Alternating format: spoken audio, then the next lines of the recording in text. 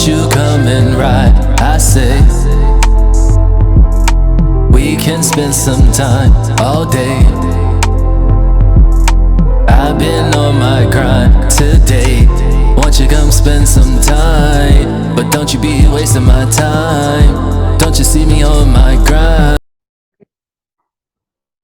Welcome back to my channel, you guys. So here's the thing. I'm gonna do a reaction to Tory Lanez interview with DJ Akademiks off the record. So thank you for joining, baby. I thank you for coming back. You know what I'm saying? We're feeling good today. Hope you're feeling good too. Yeah, I'll get into it. That's on the Big Mac. Yeah, I don't eat no type of sauce. That's See how it feels? Yeah, someone just calls you something you're not. Yeah, man. They make a lot of things about me. Yo, Tory, I'm gonna be honest with you. People always say to me, yo, the reason why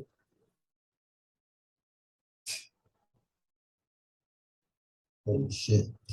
Welcome to another episode of Off the Record Podcast. I got the bad guy in the building, man, the real bad guy. Okay, I thought I was canceled this goddamn week, but we found a guy who really canceled. Okay? Damn, that was hard, right? How you start my what the fuck type of shit is that? Oh my God, bro. Like, start me better. Okay, bro. all right, let me bring it back in. All right, welcome to another episode of Off the I'm still using the other part. Welcome to the episode of Off the Record Podcast. You know, I have my friend here. A good guy. I'm with the Big Mac guy. I'm with the act guy. It's like so outdated, man. Like, that's your biggest comment every time I go to your page. Why do they always make jokes of you with Big Macs? Do you even like Big Macs? I don't even eat McDonald's no more, bro. But was there a time when it was? I've never eaten. There's a sauce that's on the Big Mac. I don't eat no type of sauce that's. See how it feels? Yeah. Someone just calls you something you're not. Yeah, man. They make a lot of things about me. Yo, Tory, I'm gonna be honest with you. People always say to me, yo, the reason why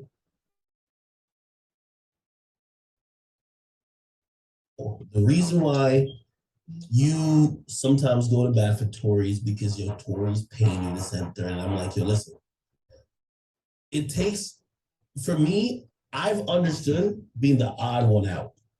I've understood being the person who counted out. I've also understood being the person who, nope. Welcome back to my reaction channel, you guys. Sorry, I had to get it right because they was trying me. So, but yeah, I'm pretty much doing a reaction video to Off the Record, Time and Place featuring Tory Lanez. Shout out Tory Lanez, man. He definitely killing it the independent way. I salute it for sure. So just know you can do it too. But just pretty much what they're talking about so far with him, Akademiks talking about so he being doubted.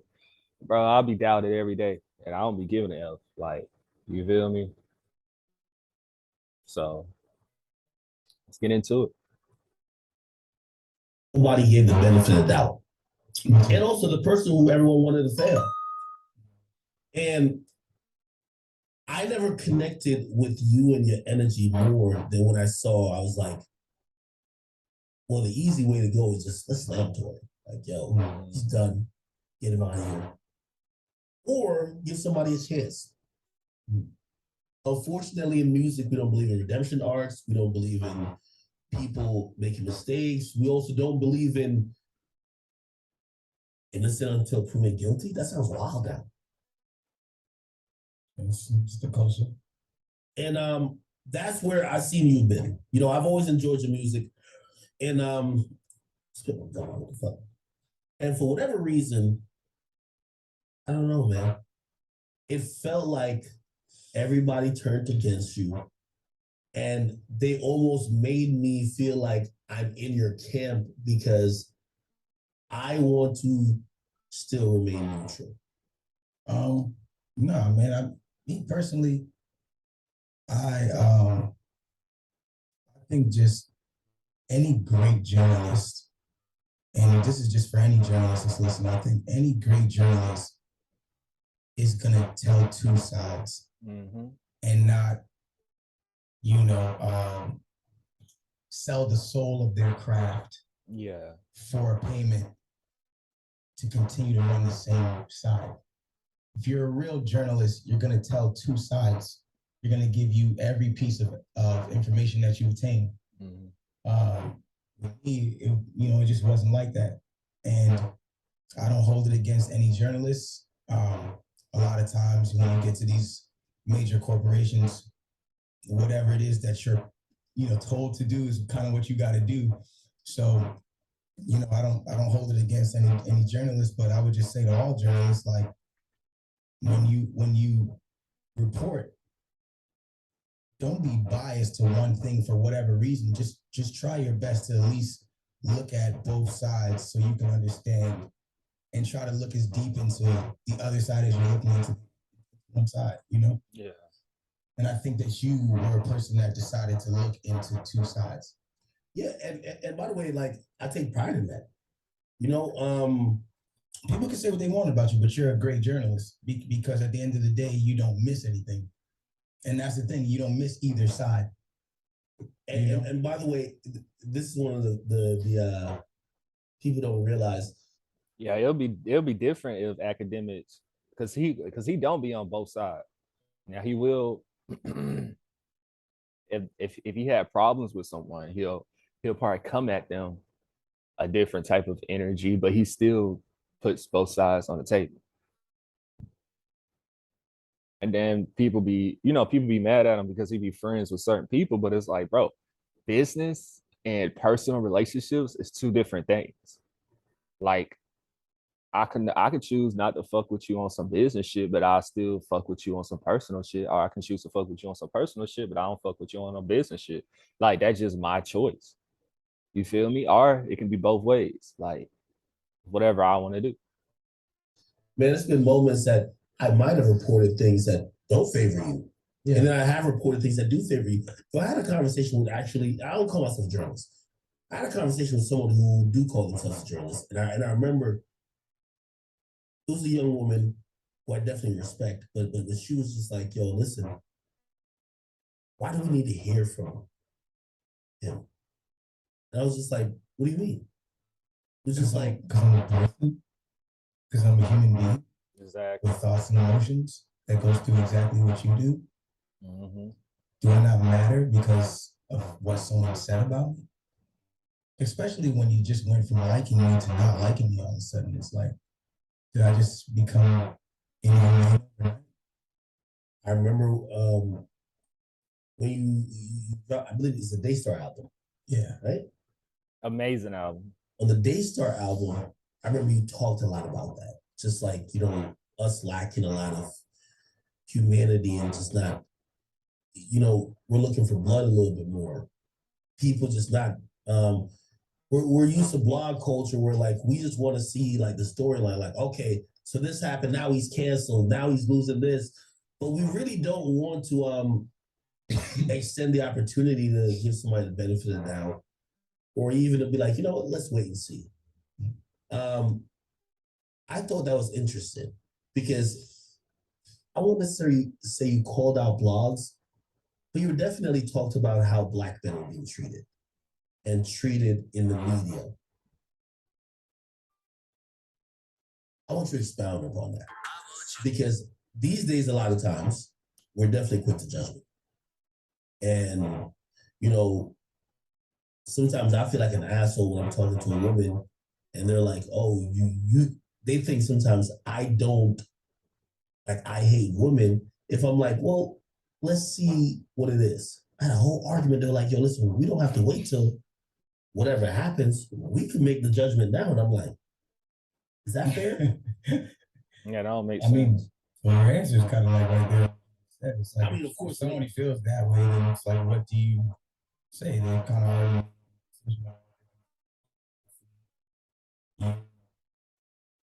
doing whatever. And one thing I always say is like, the internet's not a therapist, bro. Like, sometimes people want to go out and stress their point, and they get mad when they go on a blog and they look at the comments and not all the comments agree and not everything is with them, and they want to keep stressing. It's like, this is not your therapist, bro. Like, these people are here to laugh. They're here to pick. Yeah. They're here to, you know what I'm saying? Your core fans and core people that love you are the core people that love you. And you don't know anything. And if aren't on that same page with you, then Fuck them, nigga. Yeah, Like, I'm not. like, I've never been somebody who's, you know, been like I said, like I'm not a bitter person. I'll let you think what you think. I don't worry about things that I can't control. I can't control your thoughts. Those are your thoughts. It's so interesting, like watching everything that's happened in the last like 2-3 years. Because and we had this conversation quickly even before we got on camera, and I said, I have zero idea how you still have a smile on your face. Like this, you know, I'm petty, but also when I feel people like I'm arguing with people today who I feel slighted me years ago. I'm arguing with people who I feel like just didn't give me a chance or didn't even listen to what I had to say. So when I see how you reacted, like you seem pretty jovial and like you just keep going, I'm like, are you putting on an act or like are you really? It's no way you're genuinely just happy every day, brother. I live here. It's like I keep saying, like, oh shit. I said, I live here. Like this is where I live. I wake up here. I wake up with mad niggas hating every single day. It's like it gets normal. Like nigga, I live here. I'm cool with it. Like there's nothing like it's almost a high because I truly live at a place where I can do what I want without caring. Like artists say all the time, like, I don't care about that shit, man. I don't care what the hater says. I don't give a fuck what nobody thinks. Da da da da da. But when they see 5 to 10 comments that say the same thing about them, they fall into a shell and they get mad and they get upset and they make irrational decisions and they go talk on Twitter and they go da da da da da da. And it's like you go do all of that for a crowd of people that are just gonna be like, no, we don't care anyway. So it's like once you get so much of that, you're diluted with that, you know, it's like you at one point you're just like, well, it doesn't really matter what I do. Niggas gonna say this shit anyway. So it's like, let me just start doing whatever it is that I want to do. And that I want to do. F it. And I hate when like artists are always like, I don't give a fuck. But I truly I don't care. It's like, bro, I feel the same way, bro. I'll be like, nigga, you don't want me to win. Either way this shit goes, you don't want me to win, bro. So I might as well just do what the fuck I'm gonna do anyway. Like, and a person be thinking just because you say you don't like something or whatever the case may be, that I'm finna just ball up and just not do whatever or whatever the case may be. Like, what is wrong with some of you motherfuckers? Like, for real, like y'all gotta do better. Like, not y'all, not you, baby, because I know you on my side no matter what. But I'm just saying. But also, when people be hating and stuff, I hope you know that fills me up, nigga. Like, for real though. Like, oh, Scorpio can't do this, can't do that. Oh, okay. Also, y'all, I dropped some new merch. I got my merch on right now. This is a Scorpio jacket right here. I don't know if y'all can see it, but yeah. But I got some new Libra merch out right now. Zodiac Signs, ENTstore.com. So like, make sure y'all go get that. Right. You know, I got a beautiful son, a beautiful family. You know what I'm saying? Like a great baby mother at home who I don't argue with or go online and da da da da da. I don't have these issues. Like I'm happier with the things that I have. Like I have incredible businesses. I got incredible people. It's like my family is so supportive of me. Like I'm just not in a place where the things that people who I don't know are saying are just gonna continue to bother me. Last 3 years, they've been like death threats, da da da da. I'm talking about millions and millions and millions of mentions and comments a day. It's like, bro, you know how many times I've trended on Twitter with just some hate and shit? Like I've probably just been like, I've trended on Twitter probably like a solid like 90 times this year of just hatred. And sometimes great shit too. You know what I'm saying? Like it's always kind of split because my umbrellas hold me down. Like the umbrellas, and that's another thing. I have such a supportive fan base that allows me to know that, like, yo, you're keeping me going.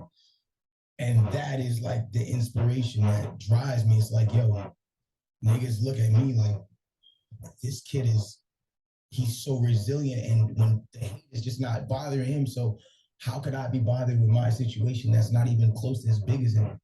Like people, it's just like I can't allow myself to be worried about that when I have all this love over here. Okay, and then I hear all that. And I'm gonna get all this media trained PC Tory out of here. But yo, Act, when have you ever did an interview with me? I haven't been listening.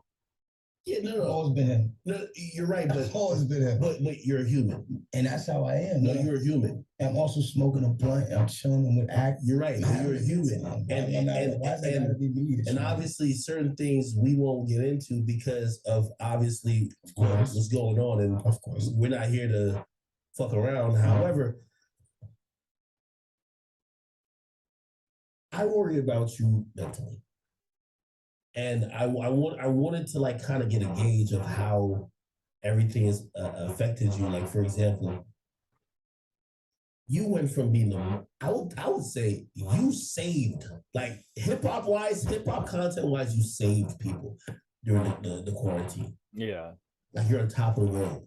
Everybody's showing you love. Everybody's appreciating what you do. Everybody is checking for you. Yeah. I mean, you could have done anything. That audience, that leverage, that power, you could have done anything. And I feel like just in the space of like a few months, it just changed. And it's been changed ever since. And I don't know if you ever think back to that moment where like, you were just so loved to how it was. It's different afterwards. Who was I loved by? Exactly. Everybody. People who didn't even know you. That word love is so strong. Very strong. That's a very strong word. What love is, when someone loves you, they love you. That means like, yo, it doesn't matter Unconditional. what you did, what they think you did, whatever happened out there, whatever happened, what could be, what couldn't be, who you are, what you dress like. I love you. I'm never gonna stop loving you. That's not unconditional love. Wait. I didn't say unconditional love. I'm saying, but love, it still goes deeper. It's just like, okay, I love this person, and maybe you may not love them under every single condition, but it's like love is so strong that it's like the love is still gonna be there. There's niggas that I would never talk to, but the love is still in my heart because it's like I would never see them on the side of the street and just let somebody just, beat them up or something. I would try to aid or help them, you know what I'm saying? Because the love is still in my heart, even though I don't rock with you the same way I used to on a personal level because of whatever happened between us. But love is such a strong word. You're saying that I was loved by a bunch of people who were able to switch on me in a month. Yep. How could that have been love? That's a liking. That love is euphoric, though. I'm telling you, the majority of artists have never gotten to that point. I have gotten drunk off just thinking about, within a moment, maybe a moment that people all approve of you, you see how much and what I mean, they're showing you love. Yo, we love Tory. Oh, I can't wait till the next time he's live. I can't wait till this. He's entertaining us. And after a split second, this shit evaporated. You learn that that's not real love. That's not real. I'm popping right now. Oh, it's the time when Tory's got it. The light goes to everybody at some point, and then it goes off of people, and it goes to someone else, and I had the light. Cool. The light. You have to readjust to it because I'm a human being, of course. At the end of the day, like if you're used to doing something, which quarantine was it was kind of like an institutionalizing feeling of everyone. We're just at home, like just kind of being trained to be at home. And just going through the same repetition of the same routine back to back to back to back to back, doing quarantine radio and stuff. Like, yeah, of course you get used to like likes on Instagram or followers that happen this fast or whatever it is. But I never equated that to being love. Like, but even bigger than that, I remember, listen, this shit was like a club, my nigga. Like I feel like you may have shut that part up because you're in a different space right now. But that shit was every artist was in there. I remember being in the comment section fighting to get my comment in there. You could be like, yo, we got Act in the club right now. I remember that. Mm-hmm. It felt good when you acknowledged me. It felt good when I felt like I was among my peers. And also, you saw every artist wanted your acknowledgement. Every artist wanted you to add them to the line. Everybody. And I showed everybody. We saw The Weeknd in there. Facts. Drake was. Everybody was talking about this. You were literally the glue to the culture. And by the way, you're one of the most talented musicians. And this is not the crowd. No, this is me telling the truth, right? I appreciate it. One of the most talented musicians, but I don't think you've ever even seen that amount of love from your peers. Let me say something right there. There was a time when I first heard it, right? I think you reported on it was like this quick little beef that I had with fucking Rain. It wasn't a real beef. It was that's like my brother. I love shout out to Pre. And I remember there was this point where you were talking about me and you were like, yeah, and you were talking about my shit. And then I was just like, I fucking hate this guy. Like he just fucking was talking. Hear me out. He's talking shit about my music. And he says that I sound like this, that, and Pre says I sound like Drake, and that's the reason why. And I was so upset. But I knew that there would be a moment when you would say to me, you're one of the most talented artists, and you just said it. But with that thought in my mind is how I look at everybody else. There's gonna be a moment when you're gonna come back to the club. It's okay, nigga. Yeah, but that doesn't change, bro. It's like I wasn't. You gotta think about that. Quarantine, up until I was in any kind of situation, for me was probably like a solid 4, 5. You know, I'm talking about the quarantine radio phase. Probably like a solid 2, 3 months. That was 2, 3 months, brother. You're acting like I came in the industry like Michael Jordan, nigga, and had everybody here my whole career. Like, nigga, I'm used to that. But everything you've been through, that moment, I feel like that moment was just like, oh no, Tory's arrived. And granted, his music's always been there, but finally the industry has acknowledged his presence, his contribution, and that also he's a bigger than music artist. Mm-hmm. He's someone who's he's a personality, he's a content creator. I mean, I don't think that was ever in people's minds, because you got to understand. But they switched. It's not even that people switched. It's just that a lot of people have, things that are companies that they put together, and it's like at the end of the day, this situation looks hot right now, or any situation that you're in looks hot, and at the end of the day, it's just not of our best interest to do this right now at this point. But we want to let you know, Tory, we love you, and there will be a time when we're back. And that was the sentiment behind closed doors, but they don't make you think that. So it's like, why am I going to be mad? It's not like this shit's permanently gone. Like, I would feel like it was. No. I feel like this. These days, I'm super polarized. So if I get posted, a lot of people would be like, fuck that guy, we hate him. Can't he just die already? And then some people like, no, we love him. Like, he's the greatest. Like, yo, he's putting us on game. He's entertaining.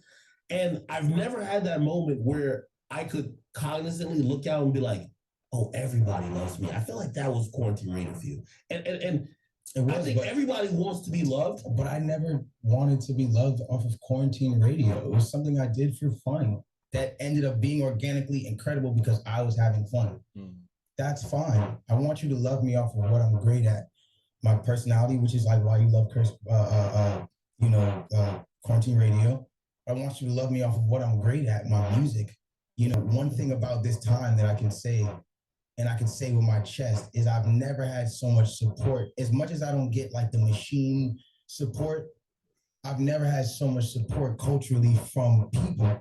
And I know it because the same people that used to be saying, oh, I hate this guy, and I've watched the temperature, I've watched the wave change, I've watched it change into, I'm not gonna lie, like first it started as, yo, I hate this guy, yo, fuck you, die, Tory, Then it was just like, make better music. Then it was just like, I ain't gonna lie, he's coming with some shit. Then it was just like, yo, cuz it's kind of undeniable right now, bro. Then it was like, yo, he's dropped the best music he's been dropping since this whole situation.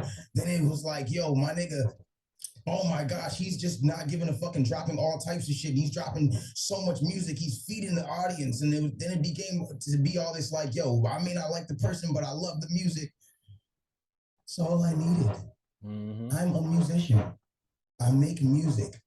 I love to make music. For me, my biggest thing is not that you like or hate the art or the artist. My biggest thing is that I make it and I'm allowed to do it freely. And at the end of the day, if anything that was gonna show me that it was the situation, it's like, yo, bro, nothing matters when no one cares. Nigga, just do what you want to do. Well, we're talking to Tory now, who's been doing this for 2 years. I'm wondering in the immediate aftermath. Again, a lot of people don't know what's going on. We're not gonna really get into that at all, really, but like there's a time where people are seeing headlines, they're hearing narratives, who knows what's true. But you're an artist. Mm. And I remember listening to, again, I'm telling you, man, I love that album, man. I remember listening to the album where you're calling out a few people for moving a little bit different on you now. Mm-hmm. And you can sit here now and be like, well, what's them loving me? Maybe they didn't love me, but it felt like you were disappointed how your peers now were look. moving. Now this is a great point. I don't think that I was so much more mad at just everybody moving a certain way. It was certain niggas. It was certain niggas because of what we shared, who we are, and what we have as two people. Yeah. You understand what I'm saying? It's, you see how you said, there's times I report things that are not in your favor, Tory, but da-da-da-da. But I understand, that's your job. That's what you do. You have to report. You gotta report whatever they say or whatever this is because at the end of the day, people only go to your channel. Some people only go to your channel to get the news from you. Me, so I understand that. that. I ain't gonna lie. Some people were just, that was just like, I've done so much for and shown so much actual love to and had so much real love for you beyond the music, beyond quarantine radio, if you met me there or wherever it was, that it was just like, that's wild, my nigga. It's like, there's also a button called, that's wild, my nigga. I would human being. That shit cut me deep to the bone. Even in the times when I was able to even get on that attitude, when it was like, you know what, it was one of those points where it was just like, everyone was pummeling me, everyone was coming at me. I was just like, you know what? Fuck you niggas. And that's what happens to any human being. Yep. Of course. And that's when you got the snap and you got the. Well, that'd be the one that I ain't. It'd be like, be effed up times because people weird or whatever case may be. But that'd be like one of the best times at the same time because it's like, all right, let's do it. You know what I'm saying? It's go time. Like, I'm gonna show you what's up. You feel me? Like on some real stuff. So. Nigga, I'm a rapper, I'm gonna spit whatever I'm gonna spit because this is the only way I can actually say it right now. You know, I agree with you. I mean, you see, so I will never lie about that. I'm still a human being. I'm not gonna sit here and be like, yeah, I was all peaches and dandy through the whole thing. No, I'm a human being with feelings and emotions, bro. That shit hurt. You know what I'm saying? And it hurt for the 3 years that I'm still going through this. What hurt the most? Did it hurt the most that maybe their opinion or how they moved didn't align with what you were doing, or did it hurt that even though you knew that maybe you did something for them, you had a relationship, they didn't care to at least? No, that didn't hurt. That didn't hurt. It wasn't that, bro. It's just like, all y'all niggas know what you're doing is creating my situation to look worse and be worse for me and my family and my child. Y'all all know me. You know my family. You know my child. You've seen my kid before. Whatever it is, it's like, why would you do things that are going to put us in a situation and just add fuel to the fire? Because there's two courts. There's a court of law, but there's a court of public opinion. Court of public opinion, why would you do things that would further slow me down from getting money? Yeah. And doing things without even knowing a truth to anything, without even a lick of evidence, without anything. Why would that be a thing? Like, what did I actually do to you previously before this, but show you love for you to turn around and do that and think that that shit's okay? That's how. That's it. That's what hurt me. You know? I remember when whatever fallouts, which I think that's a phenomenal song. Thank you. That's an artist, that's a person, that's a human whose back's against the ropes, and you can tell they're jumping them. And Shady, you're a little tired because you've been strapping for a little bit, but you got that last breath, and he about to go crazy on everybody. And he's hoping he knocks everybody out, because if you don't knock everybody out, they're gonna fuck him up. And you went crazy on that, but even talking about, like, you know, your child and everything, like I remember you even said how, like, you know, you I guess you're trying to get like a situation or like housing for them, and like, Yeah. everybody was just seeing this thing on the media and everyone's judging you over it. Like, it was crazy. You know, obviously you have a huge team and a lot of people who also rely on you.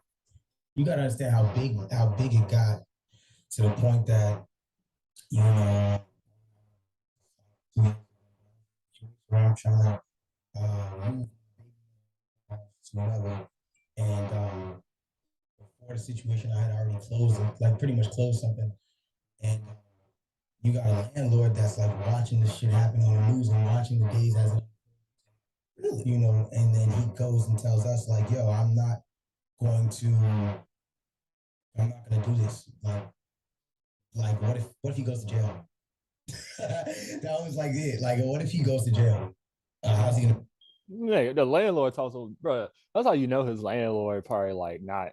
But for him to see that, he should know how this shit goes. But his landlord was just being dirty because this nigga is rich as hell. Fuck you mean? What if you go to jail now? God forbid, right? Well, as long as he didn't commit the crime or whatever the case may be. But anyway, nigga, even if the nigga do go to jail, the bill's still gonna be paid. Like, what is you talking about? Got his ass. Like, I'm just being 100% honest.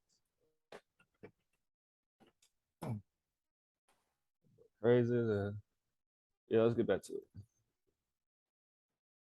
Pay this if he goes to jail. It's like, bro, I have all the money to just pay it all off. Like, exactly. No, I just, what if you were to, how do you, and it was just like, nigga, I just told you.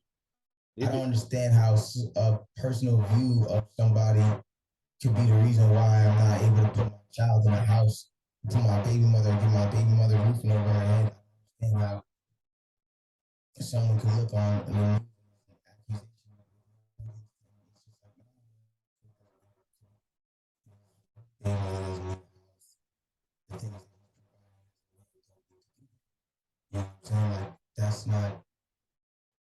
that's weird to me.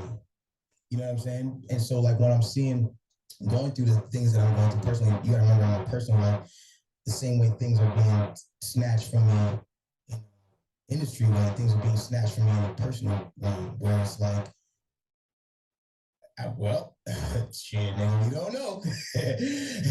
And it's like, yo, what do you, what? Are those conversations happening even with your team, where like, obviously, this is something that probably jeopardizes their livelihoods too. Like, you're probably in a state of limbo at that point. Like, you don't even know what's going on. Yeah, you start to see the industry move a little bit away, but like now you have a lot of people who are like, that's what I tell people, bro. Stop believing everything that y'all see on the internet. I don't care if it's coming from a blog, bro. Don't believe it. Now, if it's coming from like TMZ or something like that, then sure, to a certain extent. But still, it's like, stop believing every single headline, because the headlines just to get your attention, nigga. Like that fine ass woman. She posts a picture and you see nothing but her boobs first, or you see her ass first. Yeah, nigga, that's just the headline. She's just trying to get your attention. Then when you look at her face, she look like Rasputin. You feel what I'm saying? Like, seriously, are someone catfishing you and they just taking pictures of the upper part of their body, but not the bottom part of their body without telling you what's going on? Like, it's just real life. Like, stop believing everything, you guys. You just gotta look, baby. Believe everything I tell you, because I'm gonna tell you the truth and nothing but the truth. But I'm just being real.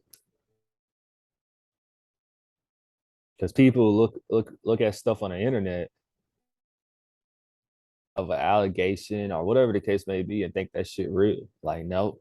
Like, so you just gonna believe anything anybody tells you. Okay. rely on you. You know what I mean? A lot of people, even artists who, you know, were signed, they're all looking like, what's gonna happen? Like, Yeah, what's that everybody- pressure like, and how do you even address it with them? You got to remember one thing about me too. You know, as a CEO of my company and as a person who actually personally signs the artists that I've signed, I don't ever look at them like just their careers or I got this for 5 years. I look at it like, yo, this is this person's life. Yeah. Like, nigga, if I fuck this up, like this was their dream. Like this was what they wanted their life to be. So when situations happen, it's like I gotta now be not only careful for me, but I gotta figure out now the way that not only I get back in, but the way that you get in here without being scrutinized for something that I'm going through. And weaving through that and having to do that on the bottom line is a very complicated thing. Luckily for me, I still had good relationships throughout this because anybody who spoke to me on the phone immediately, you were just like, okay, this is just you just knew it wasn't what they, you know what I'm saying? And you was just like, okay, you know what can I do for you? I may not be able to do it publicly, but I could do it behind. I was always able to get things done like that because at the end of the day, like I said, I've always showed people love, where it's like you can act like I didn't, but you know I didn't need. When the doors close and it's just me and you in there, it's like, nigga, don't front on me, brother. Like, let's stop this, brother. Yeah, I've been the guy who's always showed you favor and love. You know, and so that's gotten me through. Hey, so and by the way, for anybody who's watching this, gotta be clear, there's a ongoing open legal case. We ain't touching certain shit. We're not playing around, okay? His freedom is hanging in the balance. We're not about to, at least not my name will be at least this interview, fucking that up. But I do want to ask you a question, and I hope you can answer it. One of my biggest critique when initially everything happened and the narratives were starting to fly, and at first people didn't know, but then they started going against you. I talked to you a bunch of times privately, but I always said, why doesn't Tory just explain to everybody? Just tell people what really happened. Just speak to the people, because the narratives are starting to go against you now. The narratives are saying you're the bad guy. Why don't you just say, no, hey, no, that's not what happened. Like, just defend yourself. This is before shit gets too thick. Why didn't you? And I think people thought the album was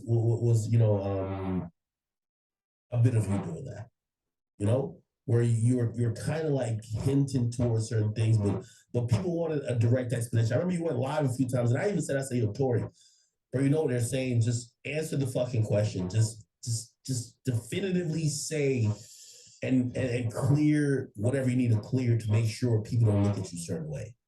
And I know I even said it to you privately. You know what you said? In the end, I'm gonna be fine. It's as simple as 3 words, right? Time and place.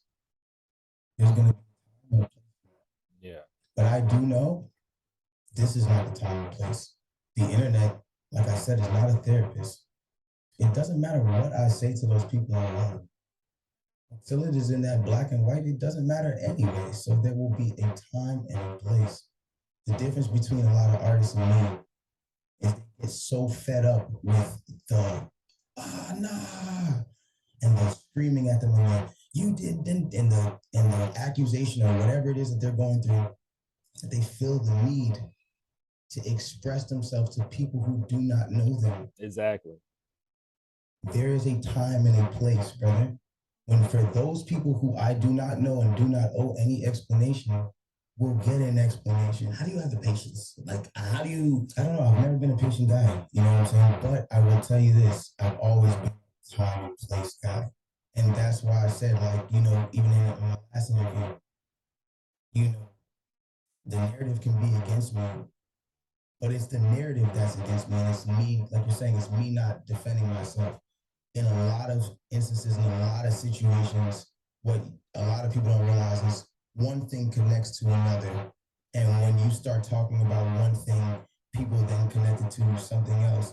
And sometimes, most of the time, those things have no correlation to each other. And so because of that, it's like you avoid it in its entirety because it's not the time and place. You know what I'm saying? And like that's just wisdom. That's not about me trying to be too cool or me being like, yo, I'm too cool to give y'all the answer, or I'm so patient, or I'm so resilient, or I'm so da da da da da. No, guys, I am in an open case. Yeah, I make this shit look really beautiful, but I'm facing 24 years. You don't seem too stressed. Like I'm facing 24 years. I make this shit look beautiful, don't I? But guys, I am actively facing 24 years next month. Wow. Like this is not no play situation. I'm not about to. I've been in this for 3 years. I've never played internet games with you guys. Okay. So as that happens, and I think this is where I was a bit shocked, because the music industry has changed a bit. These days it's all about streaming, it's about DSPs, playlists, and 7 third. And what I saw happen was something that I didn't think would happen. I saw a few artists, obviously, they maybe they have a brand or whatever, they want to back up. They'll want to back up from Tory Lanez or be like, oh, I don't, whatever. See, certain people be like trying to like almost impose regret that they did music with you or whatever. I'm like, okay. But what was really surprising is that it felt like the really powerful people in the industry, the people who control the DSPs and other things, started to, in what I would call, blackball you. And Let's speak on it. You're saying the DSPs? I think it's a lot. I think it's much more than DSPs. I think when people see me talk on Twitter, they think I'm only saying the DSPs. There's the people who control the industry. If you think about how music is consumed, it's consumed through certain things. Like, sure, you can be blackballed on a blog level, but that's the most obvious level that there is. You get what I mean? The amount of times you're posted on a blog will not be a direct coefficient or reflective in the SoundScan report. Okay, when Billboard puts out and chart data puts out those projections or whatever, a lot of times it's a microcosm, or at least it's reflective of what's how are you doing on these streaming platforms. I mean, now for example, I'm gonna tell you what I saw. And by the way, this is a telltale sign an artist is blackballed. When an artist drops music, you can't. There's something called new music on most platforms: Spotify, Apple Music, Amazon. They usually take the artist with a lot of fans and they'll let you know they dropped new music. When you can't even find the music that artist dropped, somebody did something. Okay? And this is the thing that people don't realize. When a nigga get blackballed, you ain't gonna see them on these are algorithmic playlists. Then you're not gonna see them on editorial. And that's the first thing I noticed. I said, wow. Tory is getting omitted from what usually is extended to an artist of your level. Call you a star, superstar. Those are the people who are on that list all the time. Mm-hmm. So I see you get omitted, and I'm like, okay, but I see you continue it. So I ask you, because through a lot of conversations we've had privately, and I think I'd be getting frustrated sometimes when I have these conversations with you privately, you never really give the blame to like streaming services, this, that, and third.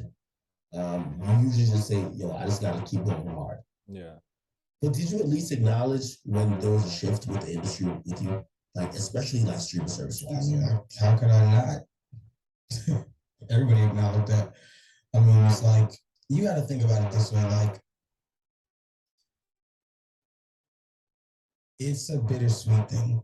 It hurt my heart when I put out, albums like Alone at Prom, and the first week they only do 17K.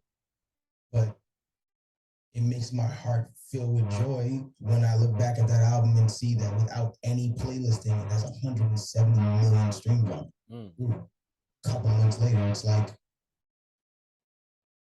that type of stuff to me is like, it's kind of unheard of. And that's where the joy comes in. It's like, I'm proving to myself to be able to do something that's unheard of. To break what you just said down, 80%, 80, not 20, 80% of your favorite artist streams come from editorial playlists and algorithmic playlists. Yep, right? 80% of them. So that means that if you take 20, if you take just the remaining 20, that's all they have organically, with whatever ratio of the numbers that they have. My 20% is now like 60%. And well, actually, I should not have to say it's 100% because I don't get anything on the other side. But here's the thing, is that now I'm being able to crack numbers so organically that artists cannot do on editorial and algorithmic playlists, and I built that, and that's what I was building. I knew and I know that one day you guys got to give it back to me. That's fine. Right now, you can delete my name, and whenever I drop a project, everybody has to literally type in my full name and the full spelling of the album just to find it. But no, because it got to. No, because for you to have to do all of that shit, for me to have a zero playlist, that mean you really fuck thing with that you're saying, this blackball thing, for all this shit, all this hate and all this extra shit, and for me to still do numbers that people cannot do on editorial and algorithmic playlisting, it's pretty damn great. It is. It's pretty damn great. Well, and by the way, I love how you take the glass half full approach. But I would say this: I think Tory Lanez now. No, that's not the glass half full. No, it is a half. I'm gonna tell you why. Don't undermine my accomplishment. No, because which artist right now? I'm gonna give you a compliment. Which artist could go through what I've gone through, not fold, stream the way I stream, keep going and dropping the amount of volume of projects and videos that I do independently with no label, doing his own radio, editing all of his videos, producing all of his own records. What artist is going to do that under the circumstances that I am in and thrive and still make the numbers that another popping artist should be making? Don't undermine my accomplishment, my nigga. No, that's I agree. An accomplishment. Well, I was gonna give you a props. I was gonna say, no, in reality, you see, the music industry is all about brainwashing the fans too. Because if you ask me, you might be arguably the biggest you've ever been in your career. Definitely. Because I know what's going on. Now fans are gonna look at stats, look at all these things that I know why they're not there. I see what you're doing organically, and I'm like, well, Tory might be the biggest he is right now, because if he had all those stuff, the numbers I'm doing are insane. It doesn't make sense. You'd be 100K artist at least, just on a bullshit day. Yeah, which is crazy. So for me to think that there's this system that would take, the 20K that you have to grind as hard as I've been fucking grinding and all this weird shit that you got to grind for organically. With the other, I think that there's a system that would make that just randomly just be 100K. That goes to show you what your favorite artist is doing. Like that's really crazy. And the fact that it kind of saddens me to think that there's artists that are so big, that are so reliant on this system, that I would hate to see somebody that's that big and somebody that's that big of an artist, or like one of the biggest artists, something happens and they just remove all the play. Like, what are they gonna do? Yeah. They will be fucking like a baby just with a thumb in its mouth, just not knowing what to do. Do you feel like, obviously you're going through your own situation, but I feel like the conversation is getting a little bit hot again about artists in general being blackballed. Do you feel like you going through this process, you also have to wave the flag, maybe even of like, for example, like you gotta do it for the niggas that. Yeah, I understand what they're saying with the machine and shit like that. That's why I tell people, like, if you're an artist watching, bro, you can do it, bro. Like, people keep relying just on the machine and stuff like that. But not only that, artists is with the machine. If the machine disappeared today, them niggas, they don't know what to do because it's like it's like you being with a parent your whole life and your parent never let go of your hand. You know what I'm saying? Or never stop holding you. So, you know, as a baby, your parent be holding you everywhere and stuff like that. And then one day they just stop holding you. They like, it's time for you to walk. You ain't gonna know what to do, dog. You just not. So Tory is not missing out on anything because he is the biggest that he ever been. Real shit, he really is. And I can definitely say that because I was fucking with Tory when he pretty much first came out, type shit. Like I've been fucking with Tory for real, for real. And he is making the best music, whatever. Now that doesn't mean I'm choosing his side, as far as you know, with the situation, him and Megan's situation. I don't know anything about that situation. Like you said, time and place, everything will come out legitly that needs to come out. So I'm just talking about him on an artist aspect of things. He's killing the game right now. That's just true shit. Yep. Make sure y'all check out my new single too. It's called Don't Be Wasting My Time. Pre-save it or just go check it out because I don't know when I'm dropping this video.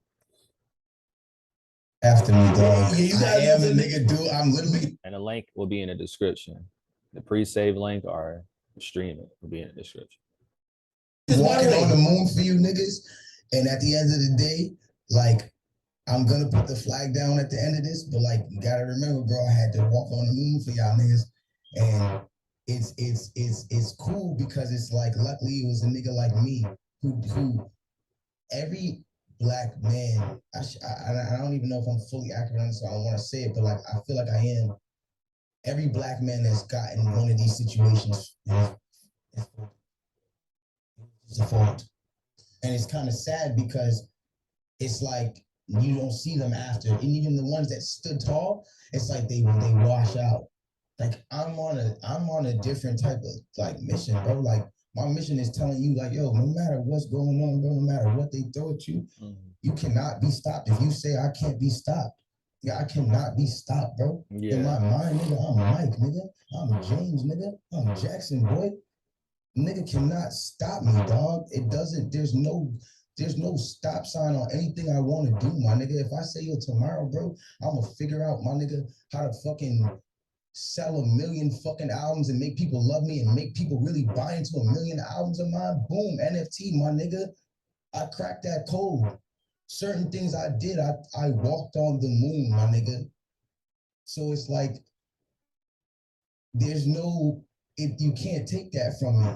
Like, you can't, bro. Like, it's installed in me to just not stop and to thrive off of any piece of progression that I get. So like when something works, let me just bring you into the mindset real quick, real fast.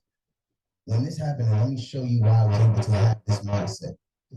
When this situation happened to me, or things like this happened to me, I didn't sit there and put the code. What am I gonna do?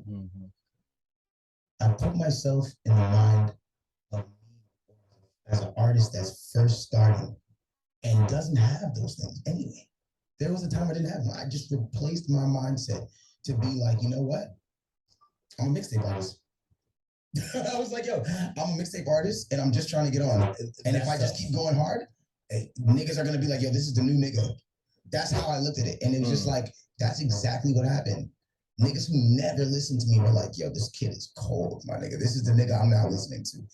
Like, and I saw it rise even through this.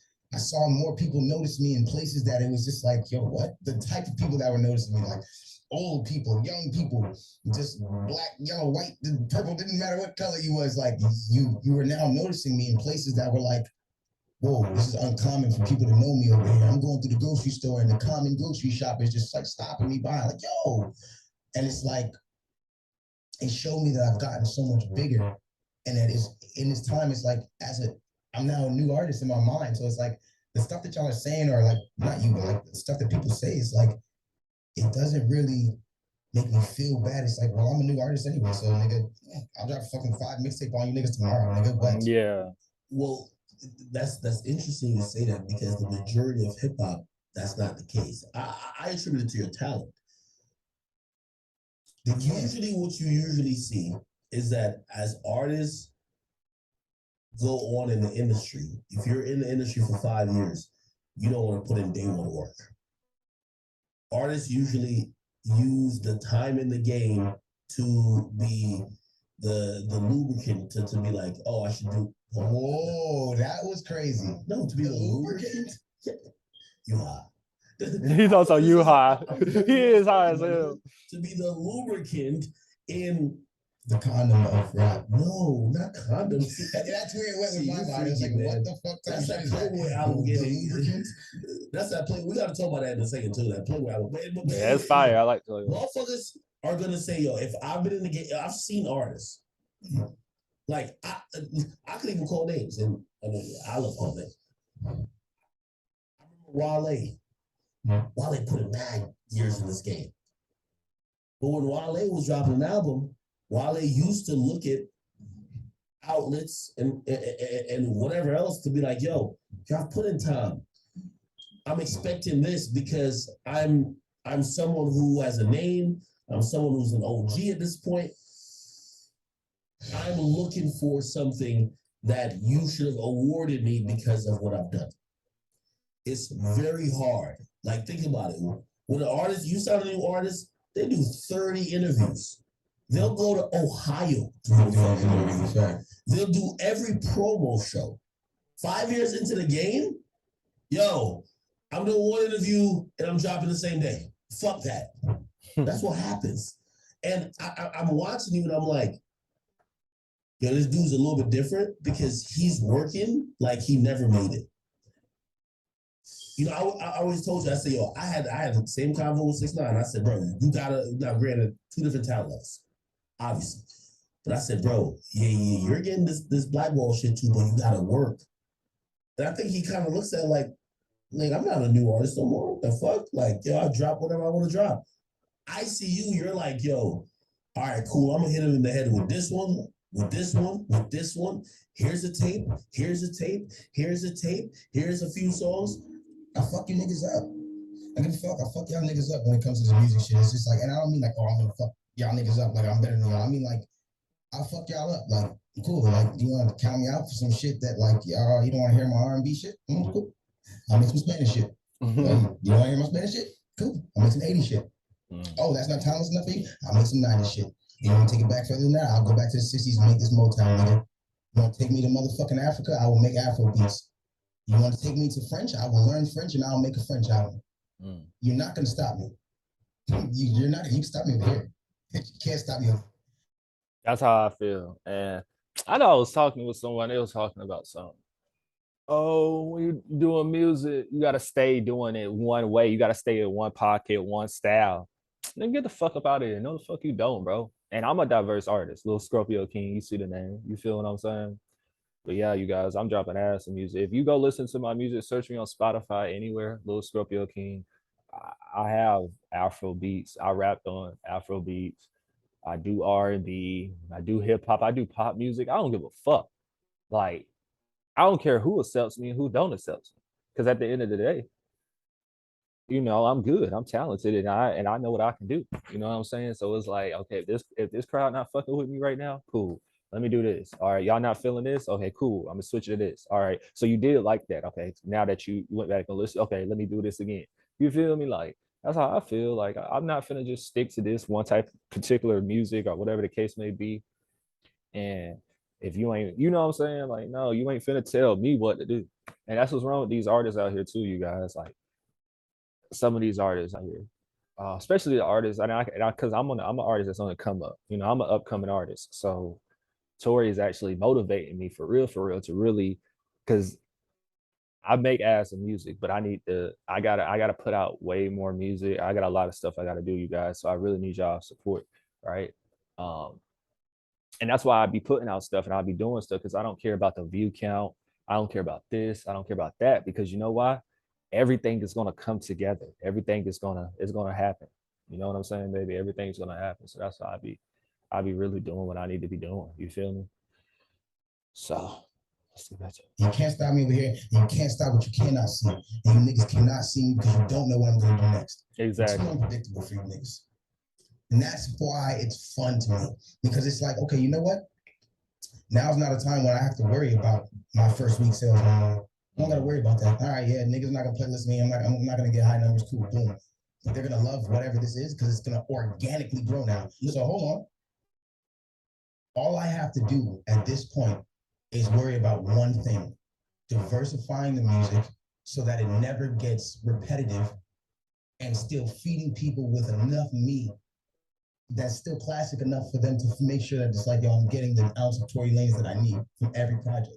As long as I learn and know that fusion and I study and I work hard at it, my mindset will continue to be, I am a new artist because I'm a new artist in all those genres, bro. I just decided to step into pop with Alone at Prom, like for real, like the real pop, like 80s pop, and disco. Yeah, that was a dope I just album. stepped in there. I'm a new artist in there, bro. I get to go to all those little functions with that music. You know what I'm saying? Like, well, that's what I was gonna ask you. An artist recently told me that he told me how it felt like being in shackles when dropping a project or dropping a body of work. It was like, oh, well, you're gonna report about the first week's sales and this and third, and it becomes almost like you're in handcuffs, like you don't want to try anything new. If there's anything that I can say to artists, and this may sound crazy, I don't give a fuck who's like, yo, he's just saying that because he's in. I'm telling y'all right now, for the life of your creativity, bro, fuck the first week sales. They're not real. Exactly. They're not real, bro. It's a machine giving niggas these sales. It's not real. Sometimes you'll get the organic people that you'll get, but the wild sales that you're seeing niggas get, like the wild shit, guys, I'm telling you, it's not real, bro. This man sitting next to me knows it's not real, and it's stopping a lot of people. He told some. Told some. What people are gonna think. Why did you say that, Tory? Fuck your first week numbers. I will be here to tell you niggas, I've done a lot of things, Grammy nominated, bro. I don't. Right now in this situation, when I don't get playlisting, I don't have the best first week numbers, but I don't care. It doesn't stop me from being creative, and people love me far on after that, the same way I wanted them to love me on the first week, and it lasts longer because it's organic. Yeah. Drop your music. Don't be shadowed, or scared of the first week numbers. Fuck them numbers, nigga. Fuck them numbers. For real. If that's just anything I could ever say to the artist, bro, it's just like I've seen so many OGs that are so amazing. They go to the studio and show me amazing music. And I'm like, damn, why aren't you dropping? It's like, bro, it's the culture, the temperature when I drop. I don't know how I'm gonna sell it. It's like, bro, fuck that, bro. Let the music just be the music. That's why we don't have enough good music now out, because you niggas are so worried about the wrong things. Would you have made a Low End Prom if you weren't in this situation? Because I felt I made it before. I held on to it. What do you mean you made it before? I made it before the situation. I made this in quarantine. When I was doing quarantine radio, I made this 1 week of quarantine radio. There was 1 week where I went to LA when I wasn't supposed to. And I made this album there in that week. There was nobody outside, there's nobody in anywhere, me and Super Saiyan Mike. And we went and we made this project. And we made a song. Originally, the album was only 7 songs long. We made the song, or we made all the songs each day. Every song was done one day, and we ended on. And the last 2 songs that got on the project were done at a different time. Ballad of a Bad Man was yeah, that one, and then 87 Stingray. Other than that, everything else was done. Wow. I feel like that might be obviously just not, if we're not staying within the constraints of just hip hop and R&B, that might be your best album. It is. What do you think about that? Like that's his that's his best album far as creativity and mainstream wise. Like besides the blackball and shit, but yeah, mainstream wise, like creative, like he on some Drake shit. Like, you know, Drake, he'll make whatever. Like, and then he got the basics. You feel me? So this is like his most creative. That was his Alone Get Promise, his most creative, experimental album. Good shit. I think on a creative stance and on a stance of just being brave enough to do something. I guess this is what I'm trying to say. We just dropped it, no quarantine, because I felt like you were getting into. Yeah. Now, when you drop the shooters and shit like that, you was not finna drop that. That was 2015. Drop that. That was 2015. Yeah, but that's what I'm saying. So with the pandemic happened in what? I know 20 or the end of 2019. I know. But you were on a hit making streak. You feel me? You're on a hit making streak. You're going crazy with your performances. The club is loving your music. Would you have Drake can even tell you when I sent him the intro song, but I tell you, I remember I sent it to me. He was like, "What do you want, a Molly?" What do you want, a Molly? And I was just like, nah, I'm gonna do this '80s album. He's like, "What are you working on?" I was like, "I'm doing this '80s album." Really? What year is this? This was like 2020. It's like right. I think it was right in quarantine. Yeah, it was right in quarantine. Damn. Yeah, I sent it to him a while ago. And you're positive, you like without all this bullshit that happened, you would have still put up because why would I not put out that music? Like that music is crazy. I thought that freed I always wanted to drop. You gotta remember, like I'm so much bigger than just R&B. No disrespect, but I make all types of music that I wanted to release. But like remember, I always said like I'm not gonna release my greatest albums while I'm in the major label because I wanna eat off my biggest records that I have and I keep them in the stash. When I got out, I was for like 4 months, you know what I'm saying? And then my distribution situation, I've always just been dropping records freely, but not being able to kind of see exactly how I can really see like when it's on playlisting and all that shit, like how the label really gets to eat because I've always had this situation since I've been independent. So it hasn't, like it. How did you write The Color Violet? I often wonder about this project. What were you studying? What music were you? It feel like you had to zone out. This is a different Tory. This is a Tory. A lot of people talk about like when people do concept albums, like where you need to go mentally to get that shit done, and mentally, I felt you had to zone out. I felt you had to go somewhere else, and I'm wondering what took you there. What piece of music did you listen to and be like, yo, damn, if I did an '80s album, this would be dope. I just, you know what it was? It was just like, I realized like over quarantine, I was listening to a lot of different music, and it would be this different reaction that my body would feel when I would hear like old music. I would be dancing, shit that I just don't do. And that to me was like, there's something special about this. And people, how you play any of these euphoric, nostalgic records, they bring this feeling out of people. There's something about these drums and these sounds. Anytime I started looking at everybody who did it and anybody who ever kind of does it, even nowadays,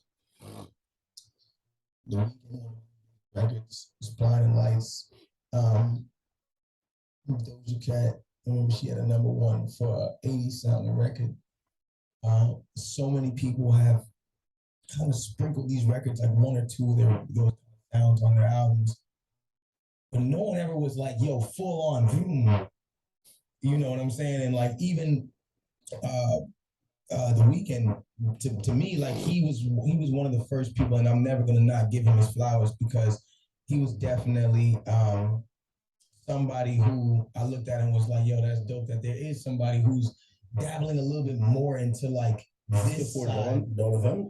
Yeah, this was the album before that. This was The Blinding Lights is the one that kind of had more of an inflection of 80s records. You know what I'm saying? Yeah. However, I felt like The Weeknd's uh version of how he was doing things was more so like a cleaner, like a little bit more like updated 80s sound. And I think that's why it was so amazing, because it was like, yo, somebody has like finally modernized the way they sound.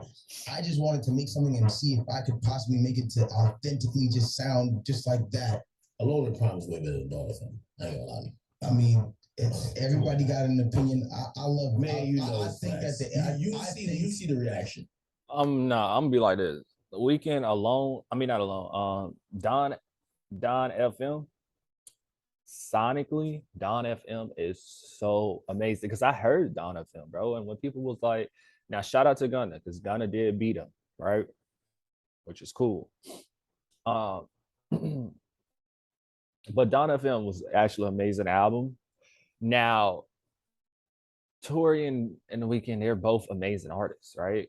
Um, but I'm not gonna lie to you. Alone That Problem versus Don FM, if you want to put the two albums together, or whatever the case may be, Tory got it. Alone That Problem is definitely better than Don FM, but just by slight, I say 2 points. Like I give Don FM an 8 out of 10, Tory a 10 out of 10 type shit, or Don FM a 7 out of 10, Tory a 10 out of 10. You feel me? That's how I feel. That's just my opinion. Now, but they were both great albums. Like people told me on the Weekend album wasn't good. Nigga, that shit was good. I don't know what's wrong with y'all. Like I listen to music like that. Like I listen to all types of shit. Like I just don't stay in this pocket and just listen to this one specific song or this one specific sound all damn day. I think You're humble right now. No, this is me being honest. I think that Alone and Problem That is true. of our modern time right now, because I think it's the only one that's fully like it. I wouldn't even compare it to that because I don't think that that was a full-on 80s album. I think he was just doing something that was different. And I'll say this, and I keep asking my regrets. You keep telling me you don't have any, but like I saw how The Weeknd, you know, it was a concept album. We've seen Tyler the Creator do concept albums. We've seen Kendrick Lamar, you know, in a sense, do concept albums. And when that concept album that you did, Alone the Problem, I was like, I wonder if you feel a little bit robbed of the moment where like you didn't get to tour and kind of just be in that character and be in that moment. Like, boy, the deluxe is gonna come so retarded. It's like it's not even one of those. It's just like the deluxe. There's so much more videos I didn't put out. There's things we got to do. There's so much more songs we're gonna add to the deluxe. It's gonna feel like the second half of it. So it's like that never bothered me at all. I always knew that once the deluxe came out. I want to say this one thing. It is unheard of for a song like the song off that project called The Color Violet to have 80 million streams organically.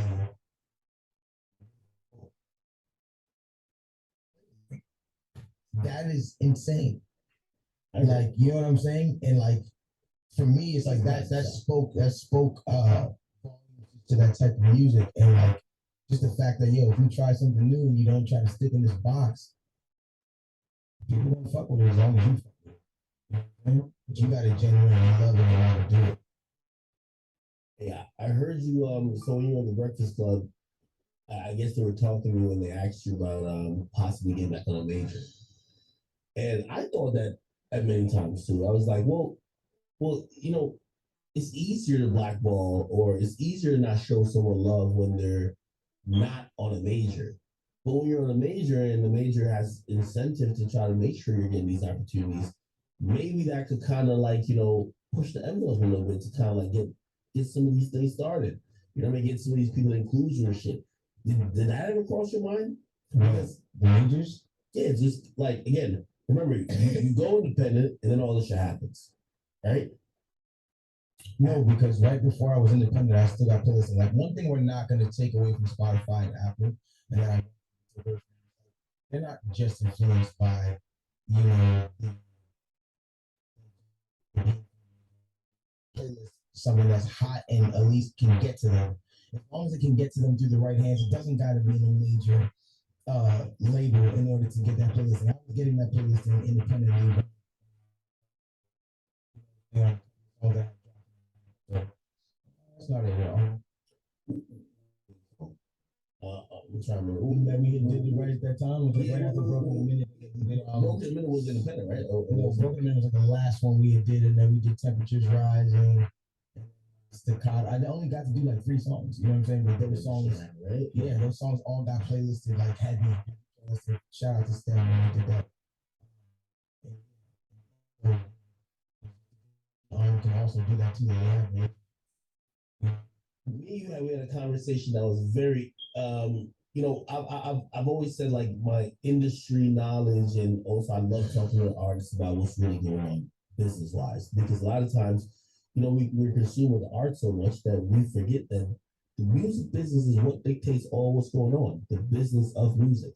And I remember it was one early morning, me and we were chopping it up because we were also talking about we were independent, we're trying to we were just kind of trading ideas and everything, and you were just so awoken. This is right when you just got off in the school. You were just so awoken to just what the music industry was and what your worth was. And I look at artists these days who I think they got to that point, and today, and you're basically just kind of explaining to these artists like, yo, if you drop a song and it gets 1 million plays, it's about $6,000, which is very factual. You get what I mean? Yeah. Now let's do the math on if you are an artist who already is in the system, and if you are at the precipice or you're at that crossover where you could go independent, why you would and why you wouldn't. Obviously, you went independent, and I like the fact that you told that story. Just because I think people don't even realize the business of music, like where when you're signed to a label, I'm pretty sure maybe you got some royalty checks, but for the most part, shit, you're getting 15%, you're getting 15 cents on a dollar. They're gonna mark everything up to expenses, this and third. You're probably not gonna see royalty checks. You know what I mean? They're gonna just take. Who's not gonna see royalty checks? Not you. Well, I was see my royalty, boy. No, I'm going to see those royalties. As a matter of fact, I can actually I put this on my mother's life. I actually just received a royalty check for today. Yeah, that's good. Today, literally. I'm gonna tell you why you probably see that, because I remember when we had that conversation, not to like bring private shit onto the record, but like I remember you were like, yo, for I can't remember what video, but they gave you a budget of like $20,000. Like that's not normal for a 15. Okay, 15. It wasn't Interscope though. It was who I was subletted through. Okay, and sub signed through. And it was an ego thing. You know what I'm saying? Yeah, it's just that Interscope got in the way because sometimes the problem with, and it's not the label, but it's like the problem that happens is like when the person that's in between has a little more leverage with the person who you do, it's like maybe like, yo, you better turn the other way. It's about to be like, yo. You know what I'm saying? And it's like, it's not their fault that they turn their head, but it's just like, it's kind of like it's a saying like in a certain level of who can tell who what. I was just born in situations and circumstances when I got into this industry where I've always kind of had to just make it work. You're one of the lucky ones though. Like most people, they don't see royalty checks. You know what I mean? They usually run up a high bill in the sense of, okay, this is your advance, this is your recording budget, this is the budget for the video. Now we got to promote the shit. Usually, if you're signed to a major, and like we see many artists say the same thing, like you're never in the black where like you're actually getting paid. They always tell you like, oh, well, you still owe some money from this project, this and third. You're one of the lucky ones. You know what I mean? And in regards to that, you still decided to go independent. Like, what was that decision like for you?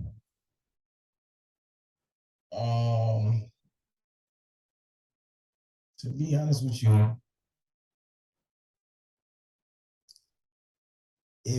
being independent was never anything else but the fact that it's like look at the numbers, it's just so much generational wealth Mm-hmm. that even in our communities, black people with so much talent, sit there and we just be succumbing to these people that are just juicing and draining us out of all the stuff that we have until we don't have nothing left. Which is that 4 album law with the option. That option is crazy. This 4 album law where they know that they by 3 albums, like, yo, this nigga's not gonna be putting as much money into this nigga. Mm-hmm. By the 4th album, it's gonna be hard for him to get this out because it's not gonna be priority. That option gotta come, and just for us to do that option, we don't have to really, make you do that option, but we can kind of we can hold you while we gotta make this decision, and it can take a long time for that decision. Shelf life. Yeah. It gets crazy. So it's like being independent was just about the generational wealth of my family and people I love. It's like I want everybody to be able to eat. You know what I'm saying? Like, if I'm seeing a certain amount of money and I'm seeing it every Friday and all I gotta do is drop music, you're damn right I'm dropping music. Mm-hmm. You know what I'm saying? You're damn right I'm gonna drop 5 mixtapes, 5 albums, whatever it is, whatever you call it. Straight up. Shit. Well, now we're at this point though. Like, I mean, it's been like 2 years. Shit. Like, man, you're not exhausted, my man? Of what? Everything, dog. Like, you know what I mean? You about to drop another project. You know what I mean? Like, what realistic expectations you even got for that? I don't have expectations anymore. I'm not allowed to live in that world. It's like, yo, yes, man, I'm having a good first week.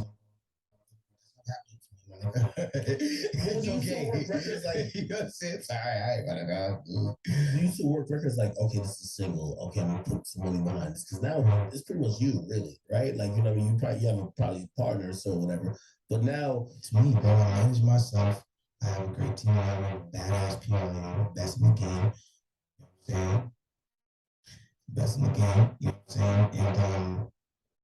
And I got a great dude on creative director. He's a people we've been working together for years. You know what I'm saying? Everybody comes together and does something. You know, go get the college that job now. You know what I'm saying? It's crazy. Like, he used to just be the assistant. Now he's got a real job in the digital department, the Twitch department, the kind of stuff. Now, for real, man. You know what I'm saying? And so just together, it's just like, we may be a small team of people, but it's like, I don't need nobody to come in and tell me what to do and tell me how to manage, bro. Like, you know, all the shit that niggas would have got regardless. Like, unless you're about to show me something I can't do for myself, which I can do, what do we need you for? Like, what are you gonna do that I can't do? And if I can't do it, Marty can do it. What are you gonna do that she can't do? And if she can't do it, and Joel can do it. So it's like, when Mid can do it, it's like, what are we talking about? I agree. You know what I'm saying? I agree. Hey, what do you to say to the so, some bullshit happened in the media. And then I started seeing people started trying to drum up the narrative. They're like, yo, this nigga Tory got that short man syndrome. He's mad aggressive. He's violent. And something I never heard about you before. But now, because people are drumming and chaining narratives to narratives, and you haven't been really that vocal in really addressing all these things, much because your hands are tied. But that seems to be But it's just like, you just said it. You know my hands are tied. Anybody on that can certain things, that's your ass. I mean, there's nothing. Reality situations is like that. It's not that Tory is aggressive or Tory is violent. And violent about Tory that I am defenseless against because I'm not allowed to start talking situations and talking on details of this, that, and the third. I'm not allowed to do that because I do that, people start looking at something that has nothing, it doesn't correlate. These people on the internet need answers so bad. I'm supposed to just jeopardize the 24 years I'm facing next month for you guys to start. Bro, come on, guys. Let's be real. It's just not about that. And one thing about it is too, it's a lot of times people being like, I'll be like, yo, I'm just trying to keep it positive. It's like, oh, that's bullshit. Oh, that's lying. So what do you guys want me to be? Keeping it negative? Like, what do you niggas want me to be? For like real, waking up mad, like, yo, I'm mad today. I'm just gonna go outside and just be angry. No, man. The one thing about it is this. If you guys feel like I'm so negative, I'm so aggressive, I'm so violent, and I tell y'all I'm trying to be positive, why not push me further and tell me like, all right, you know what? Even if I think that you fucked up, and I even regardless of a narrative or whatever case, even if I think if you're trying to be a positive person, that's better for you. And at the end of the day, if you're mad at me for trying to be better and better myself and trying to be a positive person, I didn't say I fucking woke up jolly and fucking happy-go-lucky every morning. Nigga, I put my pants on one leg at a time just like you do. But at the same time, like, I'm still a human being and I'm trying to be better. And that's more better than a nigga faking like he's really da-da-da-da. I'm really actually actively trying to be a more positive person. Because of anything that's been said about me, just because that's how I should be moving as a man of my age. And like, it doesn't make sense for me to go outside. And I think that people have this thing where it's like they think I like trouble. Like, I don't like trouble. But when you're a polarizing person, trouble comes to you. That is true. Trust me, it comes to you in ways that you don't imagine. You know what I'm saying? So every now and then it can even catch you off guard. But I try my best to stay positive so that it doesn't catch me off guard. You know what I'm saying? And so at the end of the day, like, don't chastise me because a nigga I say I'm being positive. I'm being positive. Be like, or just look the other way, or just fucking go about your day, my nigga. Like, I'm not asking you to even rejoice that I'm positive, but just live your life, my nigga. What are you mad at me being positive for? Is so is there forgiveness there for people who you might think are wrong? Me, I'm petty. Like, I've struggled with this. It's hard, especially when either niggas are going with narratives, and I thought you shouldn't be someone who's doing that, or it'll be other situations where, people are piling on. You know what I mean? They don't know, but they help stopping some of the bags for you. You know what I mean? They saying certain stuff now, opportunities get missed. But then as time goes on, people are like, Tory's cool. And they come back around. Is there forgiveness? There's forgiveness. I just don't forget. Like, and the one thing that we're gonna do at some point, may not be the point we're at the party when we first see each other and shit. At some point, bro, we're gonna sit down. I don't care if it's over a blunt, drink. We're gonna talk about why the fuck did you do that? Like, I'm gonna bring it up to you. Like, my nigga, it's just me and you, brother. And we're gonna have a calm conversation about it. Like, why did you do that? Why did you feel the need to do that?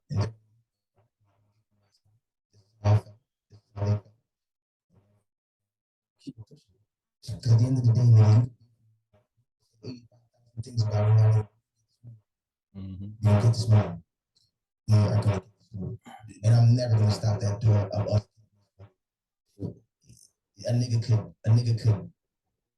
come with it. It could be a knife fight, nigga. He could have stabbed me. I woke up in the hospital, my nigga. There's a way that the business is coming, and there's a way that we can get this money without us having to have an altercation. We can get this money. We're still gonna get this money. Listen, I am a businessman over emotion. Straight up. Do you ever feel there's anything or anyone, whether it's from the team to people who may be like, oh man, I was disappointed in him in this, that you ever have to apologize for anything? That I gotta apologize to? Yeah. Maybe like personal things and me and those people's own relationships that don't belong on this podcast. But I feel like I've been very well with calling people. I don't publicize those conversations because it's not about the acknowledgement of the world. Because the world doesn't see what they get to see of me. image. However, I'll fix that publicly when it's time. Things that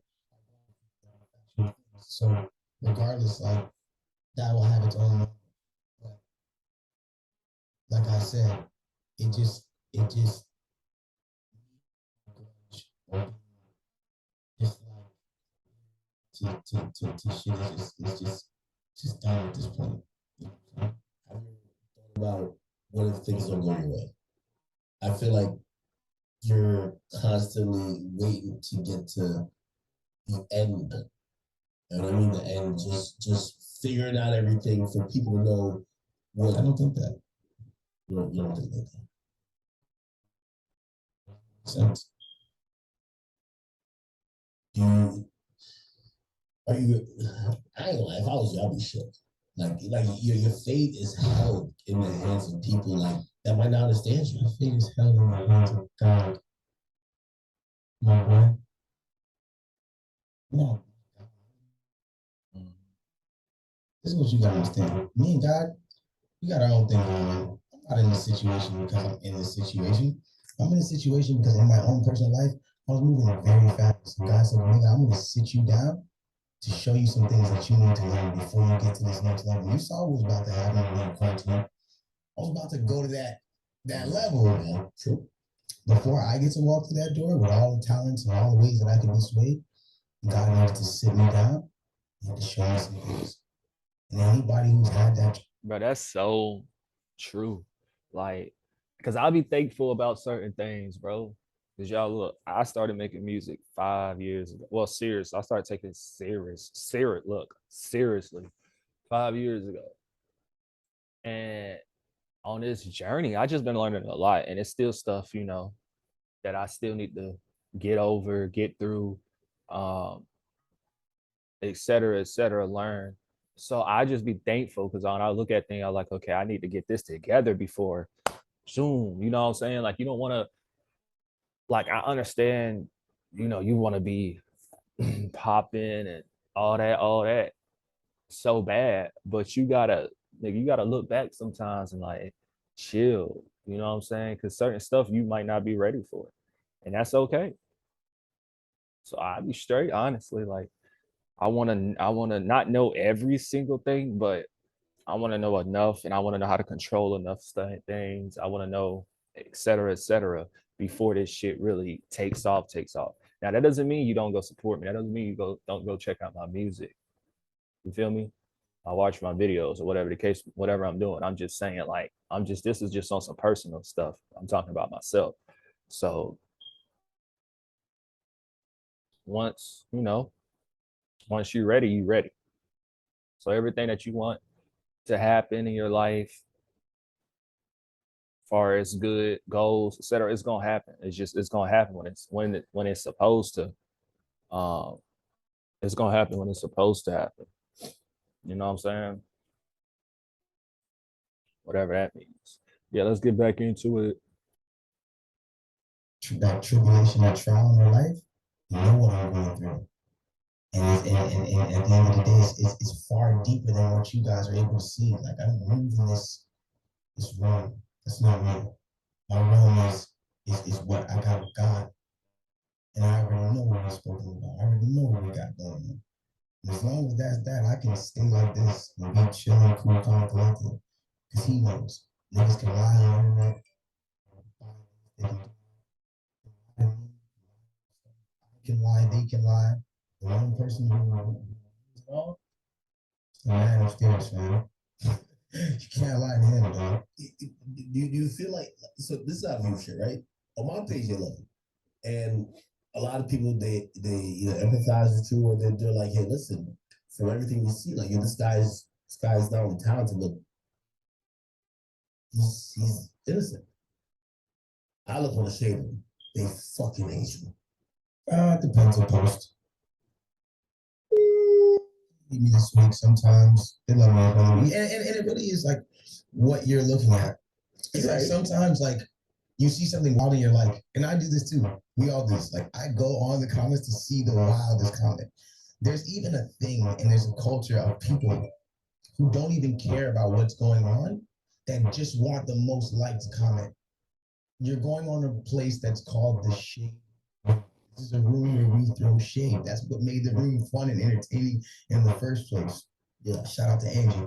You know what I'm saying? Like that's what made the room fun. Like it's like we're gonna go there, we're gonna talk some shit, we're gonna throw some shade. Like the original, real like making of the shade room was that. It was like, yo, all of us who are really just some funny, shady people that just would get together and be making hella jokes about something in a room. But then it got so culturally big that it began to be whatever it is. It depends on what's going on. If the narrative is violent and aggressive, or it's something that looks like however it's written up by whoever's publicist or whoever wrote this story up and sent it into them or whatever, you can't get mad at what happens in the comments, because at the end of the day, it's for that. Like even the way that it's supposed to be written up, it's supposed to be written up in a kind of a small shade way. Like that's the culture of the reason why I ask you is this, right? Because they say this about me too, right? They'll be like, well, oh, like because of a few things, which I'm not even looking at it like that. They're like, well, we feel like you might not like women or like whatever the case is. And then I'll get the advice of, well, you need to repair that image. And I'm like, well, I don't think I'm that at all. But they're like, well, look at your comments when you post on the shade room, just like you. Like, do you feel like you have to do things to bro? There's such repair words, relationships. there's such words as 6 words, bro. Sorry. And it's not that you're being rude, and it's not that you're even apologizing to them. I feel like you're a fat fuck, academics. I don't feel like you're saying that. However, I feel like you're a fat fuck, academics. I'm sorry you feel that way.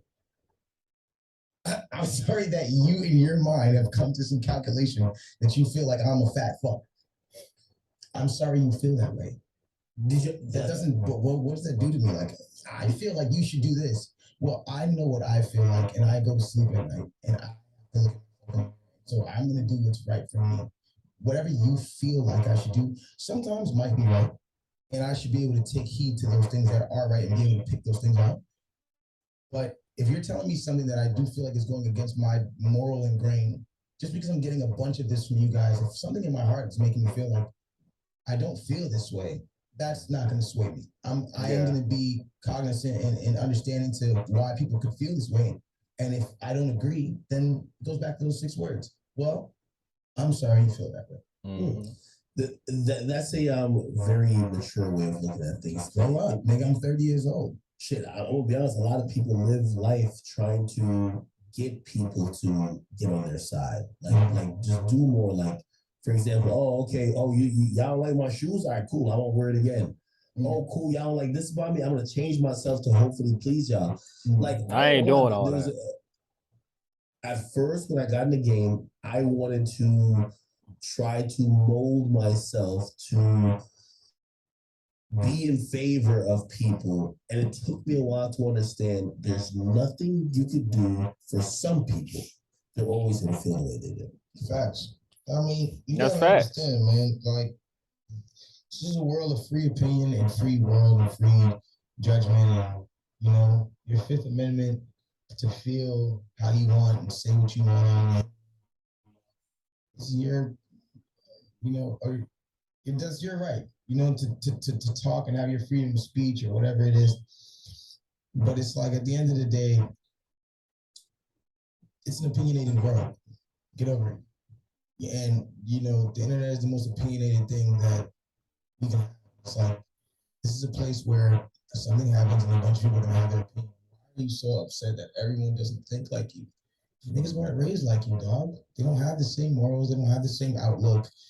You're taking, like, it's like this. Some shit happens to you in the street and you're supposed to fight. And 3 niggas come to jump you and you start squaring up. And then at one point you run away. Or let's just say you sock one nigga and then you run away. In the street, there'd be niggas that will be like, well, at least he got away with that sock and he ran away or whatever case. But then you got some white kid who's never been ever in that situation from the suburbs, like, this nigga's a pussy. Like, this nigga ran away. You should have fought all three of those niggas. Exactly. Like, you know what I'm saying? But then you gotta understand that his outlook is so much more different than the nigga who's lion-hearted, who's like, yo, bro, before I even left, I made sure one nigga felt it. Just so they can know not to play with me, or just that I'm not gonna go for this, or I'm gonna defend myself, or whatever the case is. Some people look at it in two different outlooks, and so it's like when they hit the internet, their opinions are not gonna be the same. I cannot control that. Mm-hmm. Not gonna be mad at things that I cannot control. I can't control Exactly. that. You just gotta let that go, bro. People are opinionated, and this is an opinionated internet. It's not a therapist. It's a place where we like to pick and laugh and enjoy ourselves. How do you escape from it all? What do you do outside of music that you're like? Because at times, I ain't gonna lie, I probably play video games. Like a lot of times, I be playing video games. I'm in Discord, and this motherfucker be like, "Yo, you know you're trending." I'm like, "Shut the fuck up!" I don't care. On Twitter, I don't care what they're saying when I'm like in the zone, and it's kind of the escape for me because, like, honestly. You know, Tyler Creator, who's a genius, like he once said, like, yo, how could you get like cyberbullying? Just fucking turn it off. And that's true, but it's not true because it happens to be a lot of our lives, right? Yeah. And for me, like, I've realized I'm like, well, if you're trending on Twitter and you're on the shade room and everybody's roasting you, bro, just go play like 2K. Like, just play 2K with your homies. I genuinely just, like, for no funny shit, like, I just raise myself. Like, really, I just continue to be like, you know what's crazy is like I get to live like this new young life through my son. So it's like he's 5 years old, so everything is like so brand new to him that it's like I'm reliving these things and like actually taking the time to be a human. Go to the movies and like go get ice cream, shit that I never did because nigga, that wasn't my focus. Bro, I used to see that shit in Full House, like Cosby Show and shit, like where like, you know, like where that was like, you know, I used to see this in like King of the Hill and shows that we watched just as kids, like where, you know, even if the family wasn't doing too good, they still made time for these things, right? And me kind of taking that time and doing those things, like the endorphins that you get in your system that make you happy from playing video games. Yeah. I get those from being around my son, and then also just recording as well. Like I'm in the studio. I'm with my son by daytime. He goes to bed at 8:30. So I play. Yeah, and once he goes to bed, I go to the studio. You know what I'm saying? And it's like I'm in there, and so it's my time to zone out, get my own time to smoke. You know what I'm saying? Talk some shit with the homies, video games at the studio, kicking with Johan, you know what I'm saying? I call Speedy up. Speedy, shout out to Speedy too. It's one of my, that's also a person who, you know, is like it's a big calmer downer for me. Like, you know, he's somebody who's in jail, right? And it's crazy because I've been an advisory board member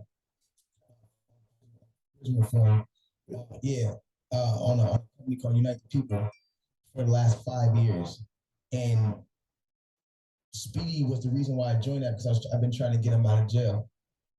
7 years now, I'm tripping.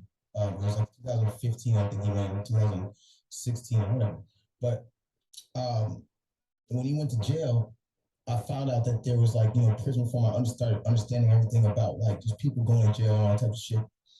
And I joined it and trying to understand like what it was and like what these enhancement laws were and all this stuff that I kind of went through. And he has always been like an OG to me. And there'd be times when like I get upset, you know, talk to him so many times just dealing with what we deal with on the prison reform stuff. And just because he's also it's just like there's times when he's just telling me like, yo, this is how you gotta move and he's trapping like, yo, story, and it's so vivid in the way he tells things. Like, yo, this story happened to me, bro. It's what you gotta understand. And you gotta remember, like, Matthew is 60, he's like, you know what I'm saying? Like, he's the time of a crip, like, he's like a serious guy. And he's not a nigga that's telling me negative things all day. He's telling me, yo, this is how you need to move. This is things that happen to me. These are serious situations that I went through that could have cost me my life because of these one small things. And all those things, all those gems that he's dropped me, just kind of always was there to be like, damn. And there's time calling, man, I'm mad as fuck, man, these niggas tripping up. But then call me, I'm like, no, this is like that. You know, those are the Jonas, the Jays, you know what I'm saying? Like okay. And that's the grounding, like, you know what I'm saying? No. You pretty much answered it. Just really, just like, how do you kind of escape out of it? And Yeah. also, how do you Yeah, like, you know, it's the people around, it's the family, it's the son, the uncle, friends, my, you know, so the Johans, those people that are there. Let's put this to bed because you really brought up on yourself because you answered. I don't know why you answered on Twitter. And I even asked Naf about this when he was here. You were like, basically, you know, you sent a bunch of songs like Drake or The Weeknd, and you guys just never locked in. Bro, on I'm like tripping, bro. collabs. I forgot to tell you. I know I'm tripping. Me and Drake actually did a song one time. It just never came out. I was on Time Flies. Oh, Yeah, it just why did you tweet that? Nah, it never came out. It wasn't like we never did an official record. Like it read like. But I didn't mean it like that. It's just niggas were like, "Yo, why would you say that? That's so embarrassing." It's like, why is this embarrassing? I don't think it was embarrassing. I felt it was more like, yo, bro, just let y'all know, like, I know y'all ask about it, 'cause I know people ask about it a lot. And you wanted to let people know, like, bro, it's on them, it's not me. It's more on, yo, I sent these guys. It wasn't necessarily, let's put it on them or let's like, oh, it's your fault. It's just like, no, guys, like, I've sent records and I feel like maybe the timing of whatever it is not right or whatever's going on because what I'm not gonna go into is like the active reasons on what's going on because I don't need to. It's like it's not like niggas are just ghosting me. Like that's not happening. Do you take it personally? Like, man, this nigga Drake be doing something with everybody, man. No, me and Drake. Me and Drake have had a whole conversation. Ice Spice like 2 days ago, bro. Hey, like, shout out to Ice Spice then. That's amazing. like, come on, man. Like, how he's not gonna record with you, bro? Or well, obviously I've done some, but it's like, man, how is like I would love to see y'all go bar for bar or even sing it. You know what I mean? Like we've seen songs like, you know, Controller, like, yo, you fucking like brought that to another level with your remix. Like I feel like y'all could collab on any type of different style. And I do think it's a little bit disappointing that y'all haven't been on the record. But I mean, we tried it before, so it's not like it hasn't been tried. And there's been times we've been in the studio together and stuff like that. So it's not like not being a fuck nigga and shit like that. You know what I'm saying? Like it's not one of those. And I do think that everything again is TNP, it's time and place. Like you feel me? And so it's not really like a big thing. It's just kind of like if it was an issue like that, it actually like was like hurt me a little bit, or if it was like, damn, you're being a fuck nigga, I wouldn't put it online. Because I don't like to do that. Like if I have an issue with somebody or something's bothering me, so I'll just call them on the phone. Yeah, Travis Scott.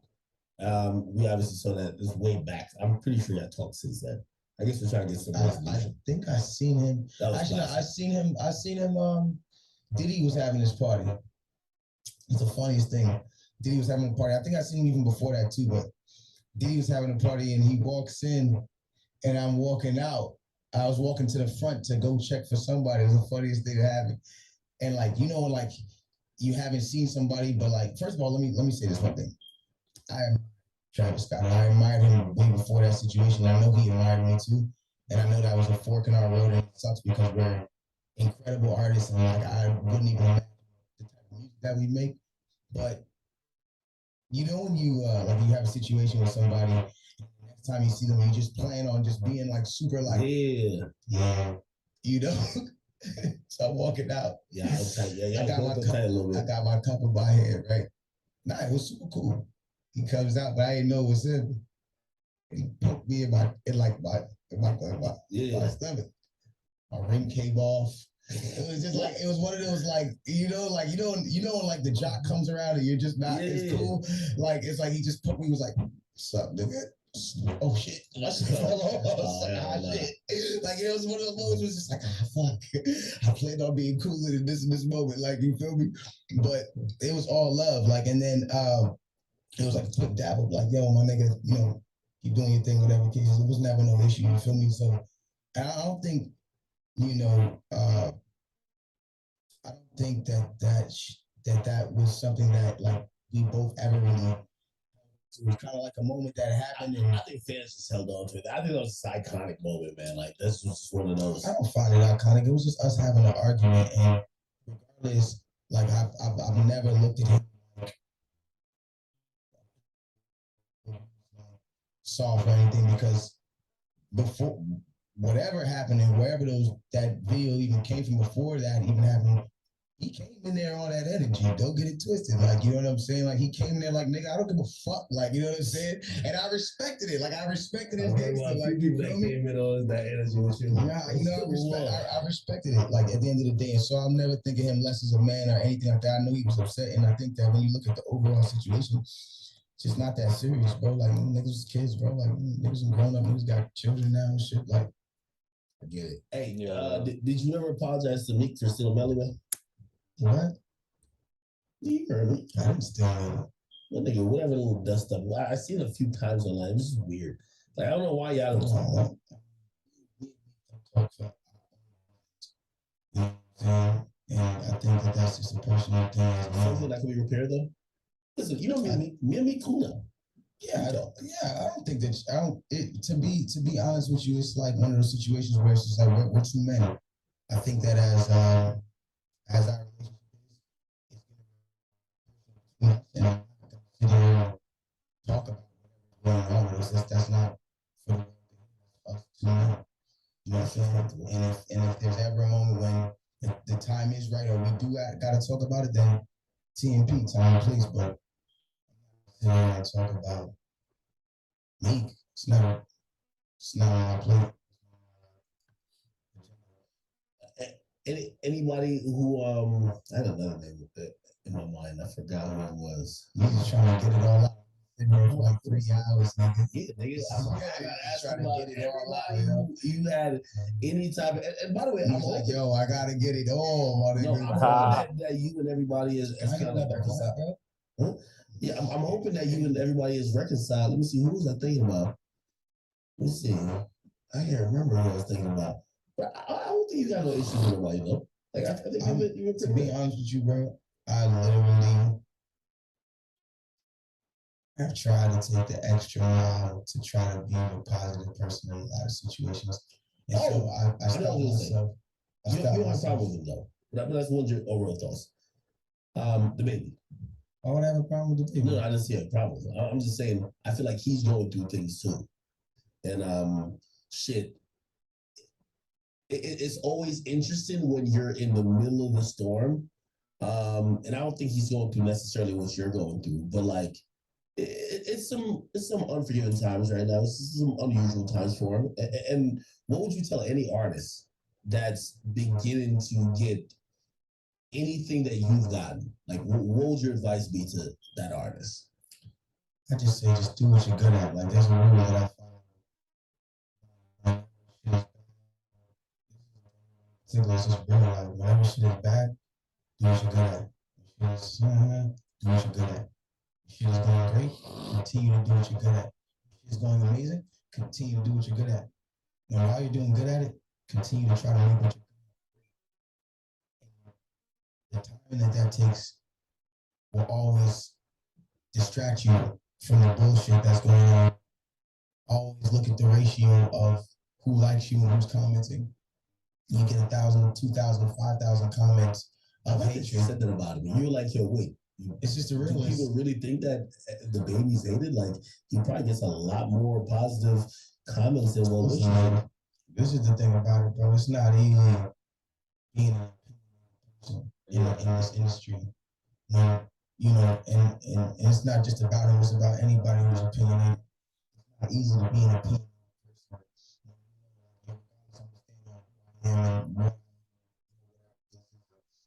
It's not easy to be opinionated. The eyes of people that want to create a narrative. The guy that you think he is and he's not, you know, it's not easy to be opinionated. Sometimes being an outspoken person, especially just coming from me, I'm telling you, I'm an outspoken person.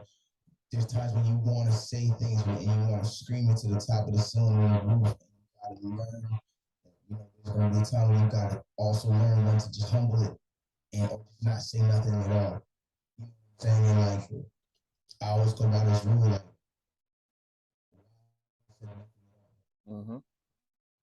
a wise man once said nothing at all. I repeat it twice like it's profound. I never heard him say that. The word? I heard one of my dogs say that. As a matter of fact, it was Jay who told me that shit. You know what I'm saying? Like, about Jigga. You know what I'm saying? But, oh, I gotta ask you this too. What's up? This is what I seen on like the little T-Pages. It's might be wrong. You got Iggy's birthday? No, come on. I did? No. But I will say supportive this. of you, though. But I will say this. Me and her definitely got a third five going on. For sure. She's definitely a person who I admire a lot, and she's been a very supportive person. And like, you know, she's also misunderstood. I say that. Oh, very misunderstood. And honestly, one of the most just genuine people that I've met in a while. You know, it's one of those situations where I originally came because what people don't know is I'm actually about to executive.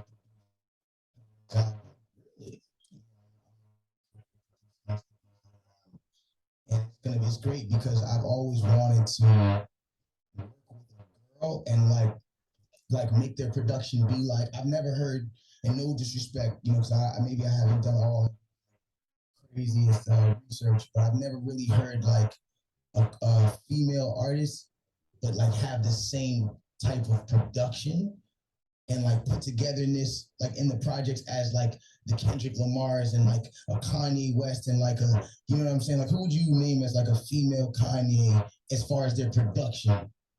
Shoot, I can't think of one. But that's not right. Like, there should be a multitude of that in the female rap community and singing community. And one thing that I wanted to do was start to executive produce and put that, like how I put it in all my albums. And there's all those crazy transitions and all of those moments. I wanted to. You're gonna write for her? No, she can write. But one thing I'm not gonna do is I'm not gonna slide. And I think this is one thing she loves about me as a person musically. I'm not gonna let her slide with the bullshit.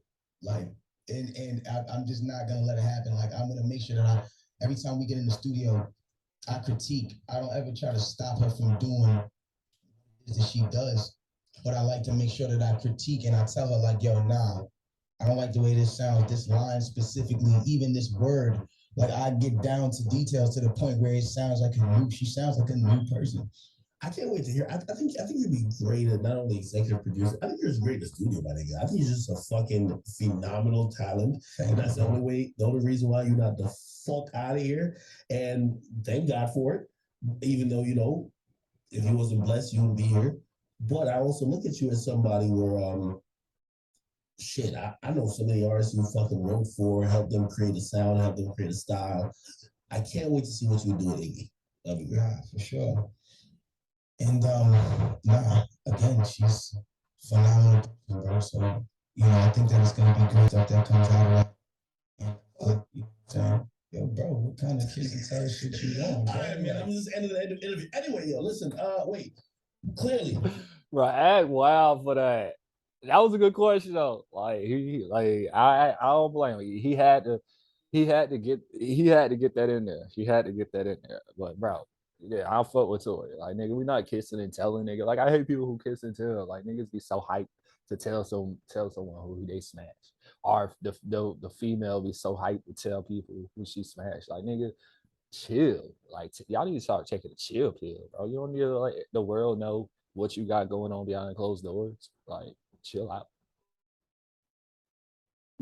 The album that's out now, because this is out Monday. What's it called? Sorry for what? Sorry for what? Yeah. Which means you're sorry at all. Unapologetically myself.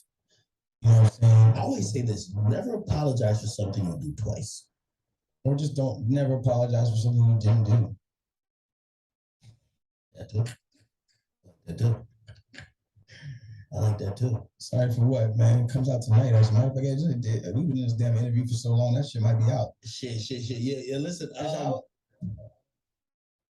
17 minutes till my album comes out. Sound act like this is Monday, but I am a nigga. Okay. Did I ask everything? I actually checked out Tory's new album. I forgot what the shit was called. I don't know, but I checked out a few songs. It was straight. It was straight. I got to go back and listen to it because I haven't really listened to it. I just pretty much doing something and I just turned it on. But so far it's cool. I can't get my real like alone at prom was so that album was so short that I was able to listen to the whole thing. It was in that mood at that time that I listened to the whole thing. But this album that he got now is it got a lot of songs, so I gotta go back and listen to it because I don't want to give a real a real feedback or what I really think about it. And I haven't even listened to the whole album to really, but for the most part, what I heard was actually it was good. It's just I can't really say if it's a good album or not until I listen to it again one more time and see what the hell really going on. And I can, because I hate when people be like, so on the first day something drop. Oh, this is not good, or this is good, or this is whatever, bro. You haven't even listened for real. Like you just listen to one song and well, you go off of that, or whatever the case may be. Like, no.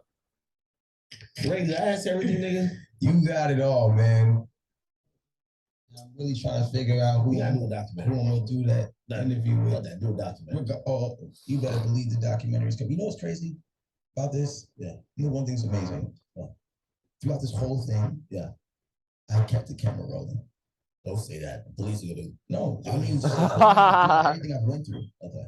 Everything. Like I've, you know what I'm saying? Like the things that I've gone through when I'm on the internet and I see you guys say what you're saying and all the times that you're asking about, like, yo, are there vulnerable times and stuff?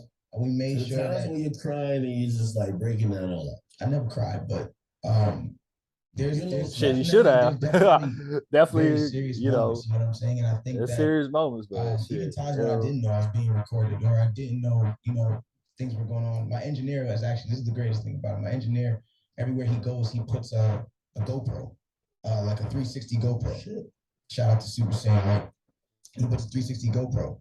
So a lot of moments when I'm like, a lot of my moments were in the studio. So a lot of the moments when we're going out and going places or whatever, we're at the studio, he had his thing rolling. So there's so much conversations and just shit that we're just like, man, this is bullshit. And, but it's all gonna be in the documentary. Oh, man. Mm-hmm. I would love to see, and wrapping up here, I would love to see Alone at the Prom, just intimate concert. I would go to that actually.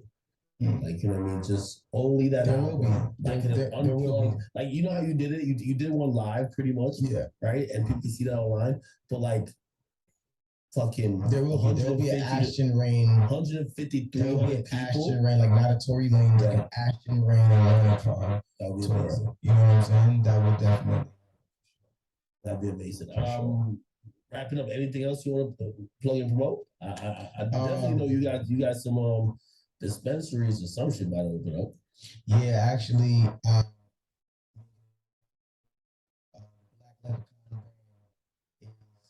is you call it a black leprechaun, nigga?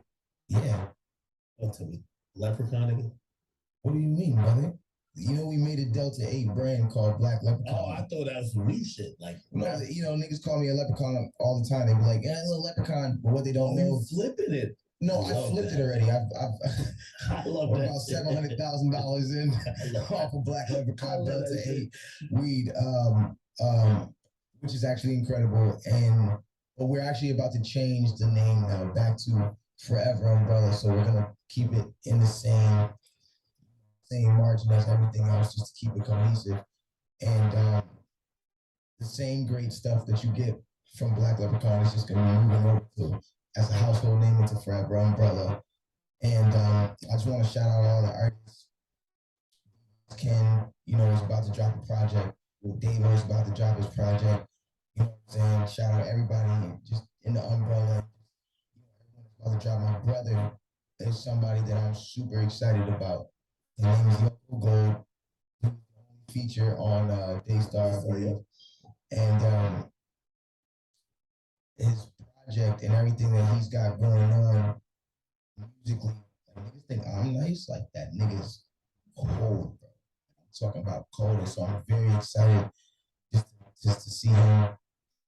I say this all the time, and once finally finished his projects, very excited for that kid right there. You know what I'm saying? The guy who lays on the bay.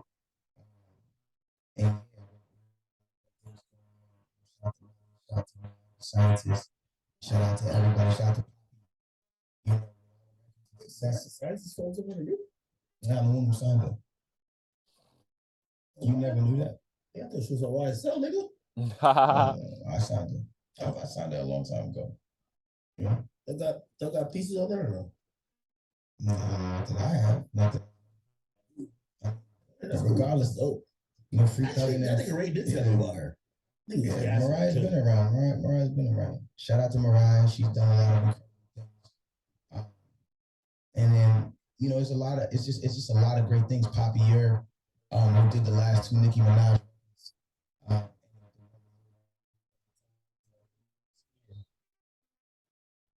Incredible at the umbrella right now. You know what I'm saying? Shout out to Sos, shout out to Brooks, you know, everybody that's, you know, the Wolfgang, Wolf, everybody that's, you know, that's helped us, man. This shit means a lot. You know, Imperial Inks. I'm just trying to get everybody in, get all my niggas in this motherfucker. Y'all Mario, my nigga GP. You know what I'm saying? Yo, shout my nigga YK, not Osiris, the nigga right here, this dark skinned nigga I know right here. Yo, you just You know met what I'm him. saying? Shout out Osiris too, he's my dog too, bro. You just met the nigga. Who cares? He's in the room, my nigga. Show love. Why you gonna say you shout this nigga in the red sweater? Shout Mariah. Enough of the shout. Yo, shout Seals in here. Yo, you know one thing I want to say, ending this, I love when you did say this.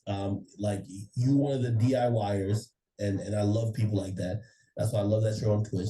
I like the fact that you said, you know, you learned how to engineer just to make sure like you could do everything yourself, but also like even singing. I hearing your voice. You said on the Breakfast Club interview that you should be a bad singer. I'm like, I think I sucked. Oh my gosh. Oh shit. But that's why my voice can do so many things, because like I was never vocally trained. So I would just be, the way I taught myself how to sing was like, I would just listen to different artists and just try to make my voice sound like theirs.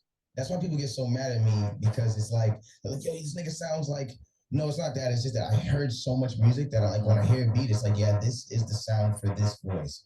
And then sometimes it's just like, sorry guys that I have so many to pick from, but like, what do you niggas want from me? Shit, man. All right, man. Listen, yo, I'm gonna let this motherfucker go that he can enjoy the last hour before his album drops. Before my album drops. Whatever it drops, and I know it's very exciting time. Yeah, for 40 days and 40 nights. By the way, thank him for you know, showing up, giving me the respect, and at least, you know, showing up to the studio and doing this interview with me. You know, we've been huge supporters of the Black Man's Podcast. Come on, man. You know what I'm saying? Come on, man. Come on. So listen, man, Tory Lanez, what's the name of it? Nigga. Hey, can I address one thing? Oh, go ahead. So, you been waiting for this, man. It's like I see it more and more. You see, like the forgetfulness. You know, that's because secondhand weed. It's the drinking. When did this occur in your life? Because you weren't always drinking as much as you're drinking now. What? I just want to know this. Like, I've been drinking since college. I stayed in college for 5.5 years. When did it? I'm telling you. When did it turn into Hennydemics? Like when did the Hennydemic happen? Like Hennydemics happened when I realized that for all the contributions, and then it's one of those you gotta grab your nuts like moments where it's like, yo, I'm part of the culture and y'all still acting like I ain't shit. And I'm like, I guess in this game, if you don't tell motherfuckers. So the Hennessy just turned it up. Yo, Tory, that's you too. Because remember when you was telling all these fuck niggas? I stopped drinking Hennessy a long time ago. That's devil juice. Hennessy. You remember when you started telling all these fuck niggas that if they wanted to rap battle, you was going to I remember that. Because niggas wasn't respecting you as they should have. Yeah, true. They can't fuck with you at the bars. They can't fuck with you on R&B. Okay. So at a certain time, I ain't gonna lie to you, I never got the respect I thought I was gonna ever get. Naturally, I had to take that shit. So welcome to Big Act. That's what we talk about. So Big I respect is the Hennessy Act. It's the same person. No, it's not Hennessy Act. It's just like, yo, we just not tolerating the disrespect and the slight because we know that we're contributing to the culture. Like we're helping artists go up. And it's like, yo, the same way when y'all get to y'all BET Awards, y'all be like, yo, shout out to this person, these people for putting me on. Yo, just at least acknowledge that we're in the system and we're in like, you know, we're in the realm of helping artists. Like it warms my heart where I'm like, yo, listen, nobody was supporting Tory, but we're gonna stick on that because as a man, I'm like, yo, bro, I don't really know what happened, But to be honest, I'm not supporting a nigga because of that situation. I'm supporting a nigga because of music. And I went against everybody who's like, yo, you still posting that shit? No. And I look better as time goes on because niggas like, damn, you were the only nigga supporting that project, and that shit was fire. So it's one of those things where, like, you know, I guess I admire you for that. You give me credit. You always give me credit. I always admired you for that because I felt like it was a situation where anytime that you've tried or you've been like maybe like a nigga who, you know, sometimes you just like we both can rub people the wrong way. Of course, we talk a lot of shit, man. But it takes guts to be able to stand on what you believe in, and especially in these times right now when it could easily just be swayed. And so, like, I admire you for that, and I do want to give you your roses for that, regardless if anybody's ever given them to you and give them to you in person. You know what I'm saying? Regardless of the Hennessy jokes or whatever the case is, it took a lot of balls just to be the person that you've been in all kinds of things, regardless of my situation or not, just in general, and to stand on the things that you wanted to stand on, regardless of the system and regardless of what's been against you. We're the same rebel. And so, you know, shake my motherfucking hand because you got me out here going. This is the last thing I'll say, and I'll give you the last word and we can end. I just want people to know the reason why I'm in this game is because, and the reason why I always give a person who's counted out, who everybody feels is that way, I'll give that person a chance. I feel like I was that person. I think people had a certain type of, you know, this narrative about me. Nobody wants to listen to what I got to say. And I remember when I got that opportunity in that space, I'm like, yo, I'm gonna give somebody the opportunity to explain themselves. I'm gonna also not judge somebody because everybody said so. And at times I gotta turn my back against the crowd, and I'll be like, I know y'all ain't fucking with them, but I need to make my mind up by myself. So I respect I do that for all artists. It's not only just because I fuck with you. I do that for all artists, and people are gonna realize across the board. You know what I mean? That's a stance that I have to take personally. That's always going to go against a lot of people because it's very easy to go along with if the tide is going that way, it's easy to go for that shit. But that's just not something that's within me. Anyway, I'll give you the last word. Let's get out of here. Nah, it's nothing, man. I just appreciate everybody who watches. Shout out to the whole Umbrella, Forever Umbrella. Shout out to all my team. And the album is this out? Is it already close? This shit's out. I got it out. Yeah, this shit's out. Oh yeah, I'm tripping, nigga. This shit is out. But you know, we still recorded it. Oh, last question. I always ask everybody on Spotify, what 3 songs? I'm gonna limit it to this album. If people only have time to listen to 3, your favorite 3 songs off the album. Off of my album? Yes. Anymore. Okay. Not Tricking. Okay. I think I heard it. Yeah, I heard Not Tricking. I don't know. It's 20 songs on there, man. That's what I'm saying. There's a lot of songs on that motherfucker. It's like check those out. Actually, listen to the whole project, and then go on this page on Instagram or something like that. Let them know what you really feel about the project after you sat with it for a while. All right. Oh, love. Appreciate y'all. All right, man. Listen, thank you for watching another episode of Off the Record Podcast. It's where Akademiks is Tory Lanez. We out here.